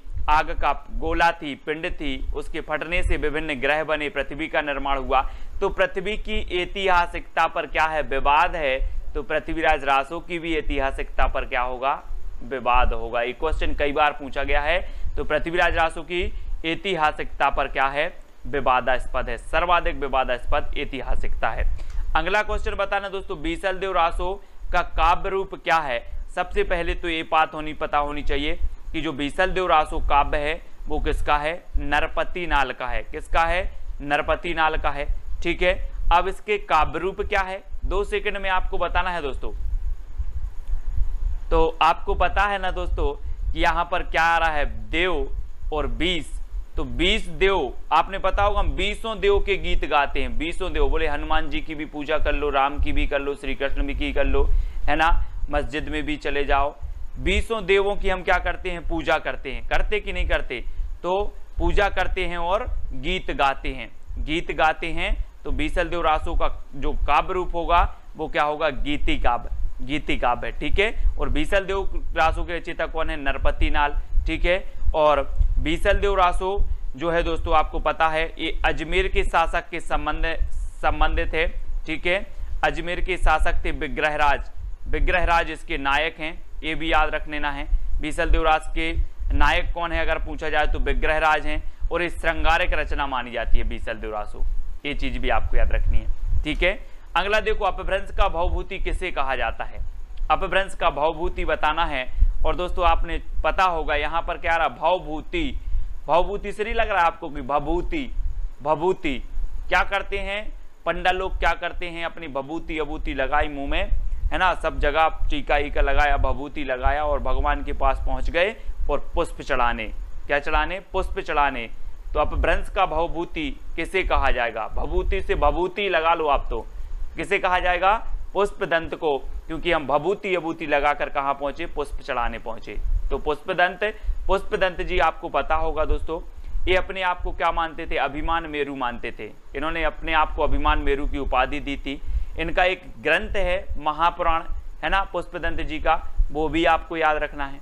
ठीक है, और अपभ्रंश के प्रथम कवि कौन है? स्वयंभू। ये अपभ्रंश के प्रथम महाकवि हैं, है ना। और स्वयंभू को हिंदी का प्रथम कवि किसने माना है? तो वो माना है किसने? राम कुमार वर्मा ने। ये चीज भी आपको याद रखनी है। ठीक है, राम कुमार वर्मा। और सरहपा के बारे में तो मैंने आपको बताया था कि सरहपा की जो रचना है एक कौन सी है? दोहा कोश है ना। सरहपा मैंने आपको कई बार बताया है कि आप कभी बोलोगे कि सर दोहा सुनाओ, सर दोहा सुनाओ, तो मैं वही वाला सुना दूंगा कि पोथी पढ़ पढ़ जग मुआ पंडित भया न कोई, ढाई अक्षर प्रेम के पढ़े सो पंडित। वही वाला दोहा आता मुझे तो, है ना। तो सर दोहा सुनाओ, तो दोहा कोश सरहपा, सर से, है ना। और राम सिंह की कौन सी है? पाहोड़ दोहा, पाहोड़ दोहा। ठीक है, तो याद रखना है। अगला बताना, ध्यान मंजरी के रचयिता कौन है? दोस्तों ध्यान मंजरी के रचयिता बताना है अग्रदास हैं, नावादास हैं, कुंभन दास हैं या फिर सूरदास हैं। तो आपका बिल्कुल सही आंसर क्या हो जाएगा? दोस्तों मैं बोल रहा हूं कि आप पढ़ाई कर रहे हो और आपका ध्यान अग्र कहीं नहीं जाना चाहिए, सिर्फ पढ़ाई पर जाना चाहिए, वीडियो पर जाना चाहिए। अग्र आपका ध्यान नहीं जाना चाहिए। तो ध्यान मंजरी के रचयिता कौन होंगे? क्योंकि ध्यान कहाँ नहीं जाना चाहिए? अग्र, तो अग्रदास। ठीक है, नावादास के गुरु कभी कभी पूछा जाता है तो अग्रदास। ठीक है। कुंभन दास के गुरु पूछे जाते हैं तो वल्लभाचार्य, सूरदास जी के गुरु पूछे जाते हैं तो वल्लभाचार्य, इनको याद रखेंगे। नाभादास के गुरु अग्रदास, नाभादास की एक रचना है कौन सी, भक्तमाल, कौन सी है, भक्तमाल, ये भी आपको याद रखनी है, ठीक है। आगे देखते हैं हनुमान नाटक के रचयिता कौन है। दोस्तों मैंने एक चित्र आपको दिया है, हनुमान जी के दर्शन करें और फिर हनुमान नाटक के रचयिता बताएं कौन हो सकते हैं। मैंने ये चित्र क्यों दिया है, इसलिए दिया है कि हनुमान जी अपना सीना हृदय फाड़ कर दिखा रहे, हृदय फाड़ कर दिखा रहे हैं और बोले कि मेरे हृदय में देख लो सीता और राम विराजमान रहते हैं, मेरे हृदय को फाड़ कर देख लो सीता और राम विराजमान रहते हैं। तो हनुमान नाटक के रचयिता कौन होंगे, हृदय राम, क्योंकि हनुमान के हृदय में कौन होते हैं, राम होते हैं, हृदय राम। तो आ नंबर आपका बिल्कुल सही हो जाएगा। अब कभी भी आपसे पूछा जाएगा हनुमान नाटक के रचयिता कौन है, तो हनुमान की बात आई है, बोले हृदय राम, हनुमान तो हृदय में राम को रखते हैं, ठीक है। तो आ नंबर आपका बिल्कुल सही हो जाएगा। अगला बताना है दोस्तों बरबे रामायण के रचयिता कौन है, बरबे रामायण। 4 विकल्प हैं, 4 में से चयन करना, 2 सेकंड आपको दिए जाते हैं। और एक चीज बताना दोस्तों कि जब तुलसीदास ने रामायण लिखी, तुलसीदास ने रामायण लिखी, रामचरितमानस लिखी, तो एक चीज बताना कि रामायण पर आधारित इन्होंने रामचरितमानस लिखी, लेकिन इन्होंने बार बार नहीं पढ़ी होगी क्या इसको। हम कोई भी चीज 5 लाइन लिख देते हैं, 5 लाइन अगर कोई अच्छी सी पंक्तियां लिख दी, कविता लिख दी, तो हम बार बार पढ़ते रहते उसी को। तो तुलसीदास ने इतना बड़ा महाकाव्य लिखा, ये बार बार नहीं पढ़ेंगे, पढ़ेंगे ना बार बार, तो बार बार पढ़ी तो बरबे रामायण, बरबे से बार बार, बरबे रामायण के रचयिता कौन होंगे, बोले तुलसीदास होंगे, क्योंकि इन्होंने क्या की, रामचरितमानस की रचयिता, इन्होंने रचना की, रामायण की रचना की, है ना। तो इन्होंने बार बार पढ़ी, इसलिए बरबे रामायण याद रखना। तुलसीदास जी राम काव्य धारा की पता है आपको, श्रेष्ठ कवि माने जाते हैं, है ना। जानकी मंगल, है ना, बरबे रामायण और भी बहुत सारी इनकी रचनाएं हैं, रामचरितमानस, ठीक है, विनय पत्रिका, कृष्ण गीतावली, ये सारी की सारी रचनाएं याद करना है तुलसीदास जी की। ट्रिक से मैं आपको याद करवाएंगे एक बात, है ना। अग्रदास की हमने पढ़ी थी कौन सी, ध्यान मंजरी पढ़ ली थी। और अग्रदास जो गुरु हैं अग्रदास, वो किसके हैं, नाभादास के हैं, ठीक है। प्राणचंद्र चौहान की आपको पता है दोस्तों, प्राणचंद्र चौहान की भी इनकी रचना है, कौन सी है याद नहीं आ रही है मुझे, बहुत अच्छी है, पूछी जाती है, रामायण महानाटक। कौन सी है, रामायण महानाटक। हम बोल देते ना कि रामायण हमारे क्या हैं, प्राण हैं, रामायण हमारी प्राण है, तो रामायण महानाटक के रचयिता कौन होंगे, प्राणचंद्र चौहान। और पुष्पदंत के बारे में तो आपको बता दिया है दोस्तों कि इन्हें भवभूति कहा जाता है, अपभ्रंश का भवभूति पुष्पदंत को, है ना। महापुराण इनका एक काव्य है, रचना है महापुराण, ठीक है। और पुष्पदंत जो हैं बहुत ही इन्होंने अपने आप को क्या कहा था, अभिमान मेरु कहा था। तो ये चीज भी आपको याद करनी है। और बरबे बार बार रामायण किसने पढ़ी थी, तुलसीदास ने, तो बरबे रामायण के तुलसीदास हो जाएंगे, ठीक है। हंस जवाहर की रचयिता बचाना है दोस्तों, हंस जवाहर। यहाँ पर जवाहर हीरा जवाहरात रखे हैं यहाँ पर, और आप कहीं गए हो काम करने और यहाँ से आपके जो हंस जवाहर क्या हो गए, गोल हो गए, जवाहर गोल हो गए। आपने पूछा कि जवाहर कहाँ गए, तो बोले हंस जवाहर खा गया, हंस जवाहर खा गया। क्यों खा गया, हमें विश्वास नहीं है, बोले कसम से हंस जवाहर खाए गया। तो कसम से तो कासिम शाह है, हंस क्या खा गया, जवाहर खा गया। तो कासिम शाह की हंस जवाहर, है ना। नूर मोहम्मद की अनुराग बांसुरी, है ना। शेख नबी की ज्ञानदीप, उस्मान की चित्रावली, आपको रचनाएं याद करना है, ठीक है, याद करवा देंगे। सीतायन की रचनाकार कौन है दोस्तों, सीतायन। अब यहाँ पर आया है सीता, और 2 सेकंड आपको बताना है, और ये भी बता देना है कि सीता जी किसकी प्रिया थी, किसकी थी, राम की प्रिया थी और उनकी शरण में रहती थी। बोले हमें आपकी शरण मिल जाए, इससे अच्छा और कुछ नहीं हो सकता मेरे लिए। तो सीतायन किसकी रचना होगी, राम प्रिया, राम की प्रिया कौन थी, सीतायन, है ना, सीता जी थी। तो इसलिए सीतायन राम प्रिया शरणदास, राम प्रिया शरणदास की रचना है सीतायन, कभी नहीं भूलोगे अब आप, है ना। इस प्रकार से याद करना है ना। तो बताना है दोस्तों, भक्ति आंदोलन को ईसाइत की देन किसने कहा है। ईसाइत आप समझते हो, ईस बोल दो, आप तो इसको ईस बोल दो कि ईस की देन। ईश मतलब ईश्वर की देन है, वो तो भक्ति। तो आप लोग बोलते हैं, आपने कई लोगों के मुंह से सुनी होगी कि हम तो ईश्वर के क्या हैं, संतान हैं, हम तो ईश्वर के सन हैं, हम तो ईश्वर के पुत्र हैं, है ना। तो आपको जो भक्ति मिलेगी वो कहाँ से मिलेगी? ईश्वर से ही मिलेगी कि नहीं मिलेगी? मिलेगी। जब आप ईश्वर के सन हो तो भक्ति भी आपको ईश्वर से ही मिलेगी। तो भक्ति आंदोलन को ईसाइत की देन किसने माना है? ईश ने ही देन, ईश ने ही दिया है। तो कौन मानेंगे? उनके सन मानेंगे, है ना। किसके? ईश्वर के सन। ईश्वर के सन ने भक्ति आंदोलन को ईश की देन मानी है, ठीक है। तो सन यानी गिरियर्सन, याद रख लेना है सभी लोग। और आपको पता है कि जनता की चित्तवृत्तियों की निराशा की भावना से रामचंद्र शुक्ल ने माना है। हजारी प्रसाद द्विवेदी ने क्या माना कि ये तो स्वाभाविक होना ही था, है ना। और मुस्लिम आक्रमण भी ना हुए होते। रामचंद्र शुक्ल ने कहा था कि मुस्लिम आक्रमण के कारण जनता की चित्तवृत्ति से भक्ति आंदोलन का उदय हुआ, है ना। हजारी प्रसाद द्विवेदी ने इसका स्वाभाविक माना है कि ये तो स्वाभाविक रूप से इसका उदय होना ही था। इस प्रकार से आपको याद रखना है। अगला बताना दोस्तों, भक्ति काल को स्वर्ण युग किसने कहा है? स्वर्ण काल, स्वर्ण काल, यहाँ पर स्वर्ण काल और स्वर्ण युग आपको देखना है दोस्तों, ठीक है। स्वर्ण काल किसने कहा है? तो आपका राइट आंसर क्या हो जाएगा? काल की बात जब आती है काल की, तो आपको याद रख लेना है कि गिरियर्सन, है ना। गैरों का स्वर्ण हमें कैसा लगता है? काल की तरह लगता है। गैरों का स्वर्ण हमें काल की तरह लगता है और खुद का स्वर्ण हमें सुंदर लगता है ना। खुद का स्वर्ण हमें स्वर्ण युग लगने लगता है, सुंदर लगने लगता है, लेकिन गैरों का स्वर्ण हमें काल की तरह लगता है। तो याद रखना है इधर से दोस्तों, स्वर्ण काल कहा गिरियर्सन ने। और अगर आपसे कभी पूछा जाए कि स्वर्ण युग किसने कहा, तो स्वर्ण युग किसने कहा? स्वर्ण युग श्याम सुंदर दास ने कहा, क्योंकि जो स्वर्ण युग है वो सुंदर होगा।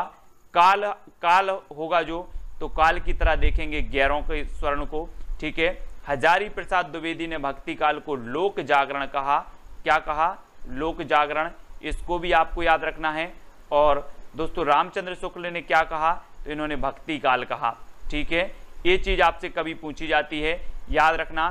स्वर्ण काल गिरियर्सन ने, स्वर्ण युग श्याम सुंदर दास ने, है ना। लोक जागरण काल हजारी प्रसाद द्विवेदी ने और भक्ति काल रामचंद्र शुक्ल ने। तो ये सारी जानकारी आपको याद रखनी है। और कभी आपसे पूछा जाए स्वर्ण युग किसने कहा और ऑप्शन में श्याम सुंदर ना हो तो गिरियर्सन लगा देना, ठीक है, याद रखना। अगला बताना दोस्तों, आलवार शब्द का अर्थ क्या होता है?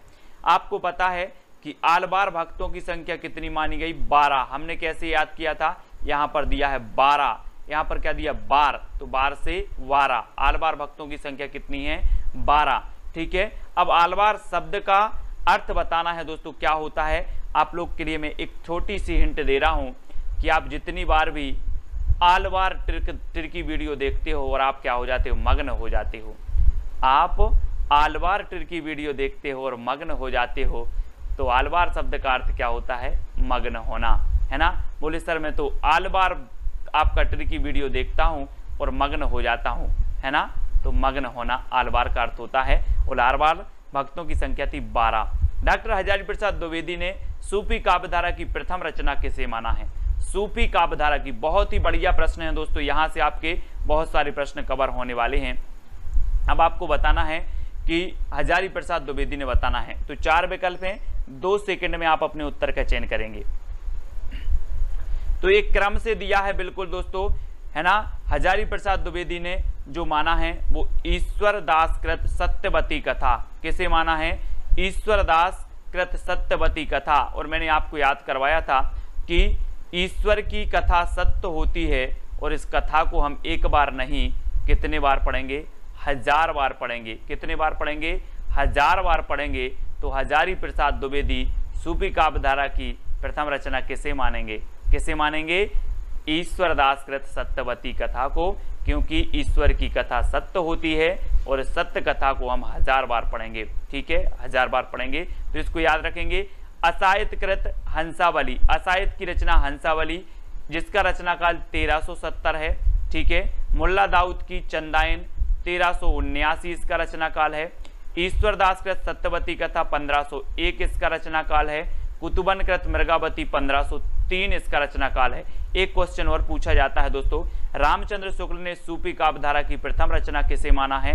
तो मृगावती को माना है, मृगावती को माना है, और प्रथम कवि माना है कुतुबन को। तो ये चीज आपको याद रखनी है, जिसका रचना काल क्या है? 1503 है।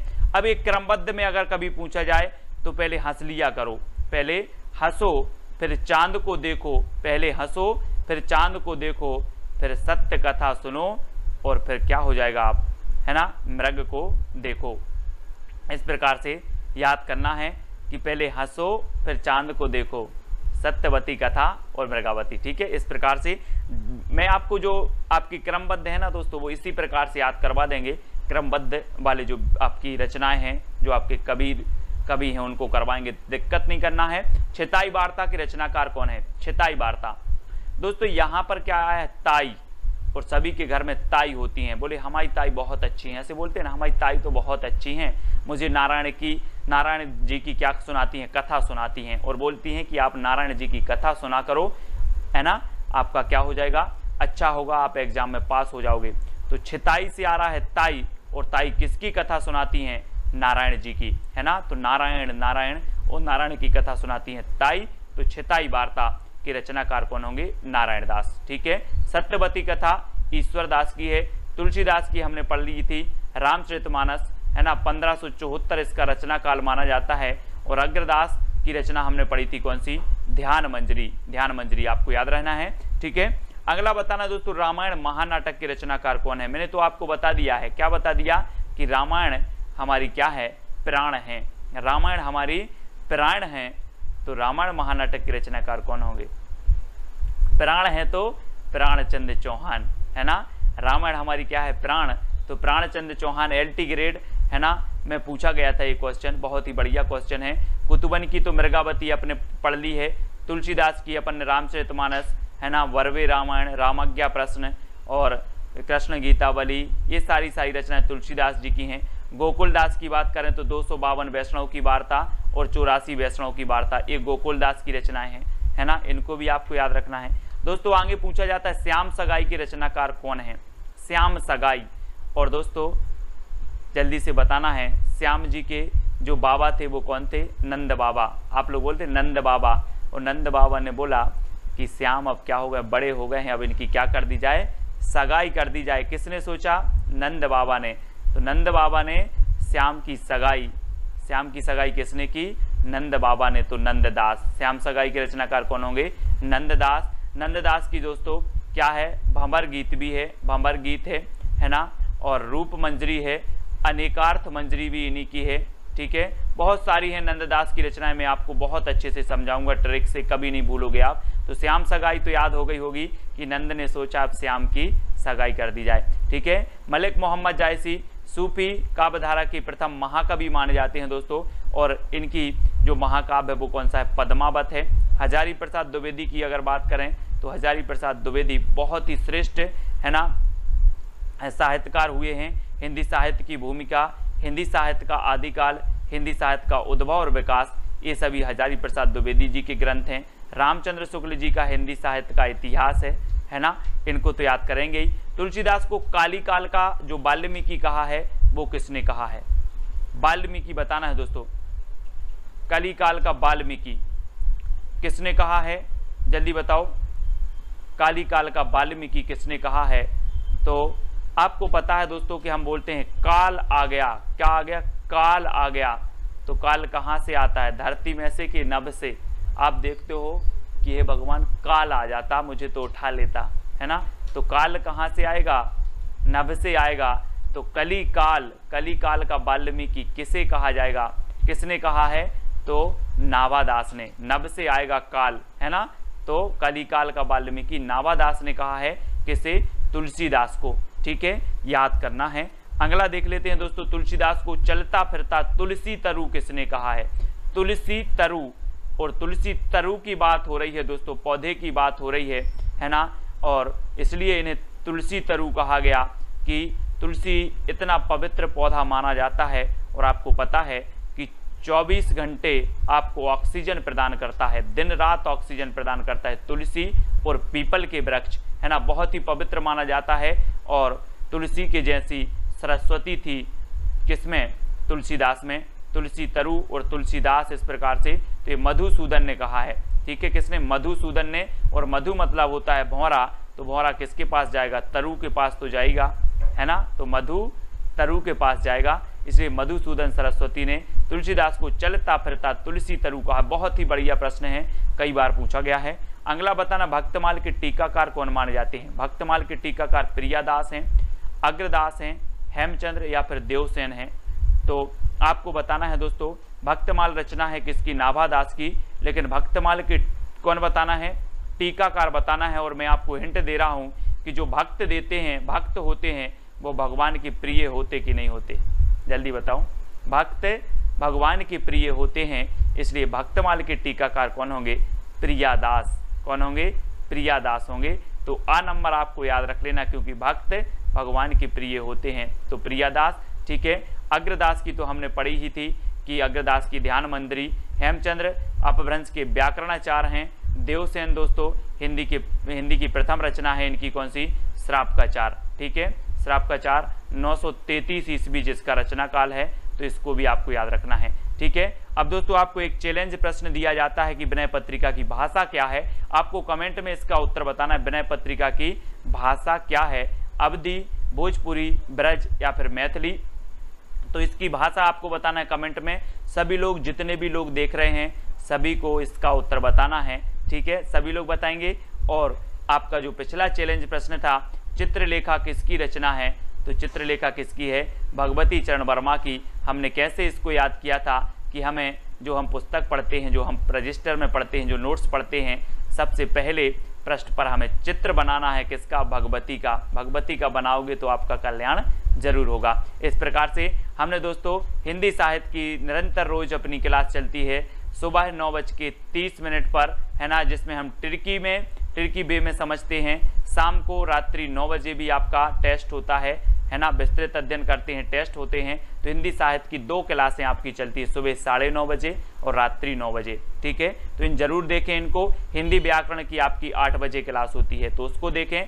वीडियो को लाइक करें। जो भी अभी टेलीग्राम ग्रुप से नहीं जुड़े, वो टेलीग्राम से जुड़ जाएं। टेलीग्राम से जुड़ने के लिए आपको सर्च करना है टेलीग्राम पर IAS स्टडी ट्रैक और ज्वाइन हो जाना है। ठीक है, और दोस्तों व्हाट्सअप ग्रुप है अपना 9098609291। ये व्हाट्सअप नंबर है। ये व्हाट्सअप ग्रुप में आप जुड़ सकते हैं। इस पर मैसेज करेंगे तो व्हाट्सअप ग्रुप की आपको लिंक मिल जाएगी, तो आप व्हाट्सअप ग्रुप से जुड़ सकते हो। इंस्टाग्राम में आपको सर्च करना है self study classes Sumit Jain. ठीक है, और फेसबुक पे आपको सुमित जैन सर्च करना है और वीडियो को लाइक करके शेयर अवश्य करना है। वीडियो कैसा लगा कमेंट के माध्यम से अवश्य बताना है और शेयर जरूर करना है। लाइक तो सभी लोग करेंगे। जय हिंद,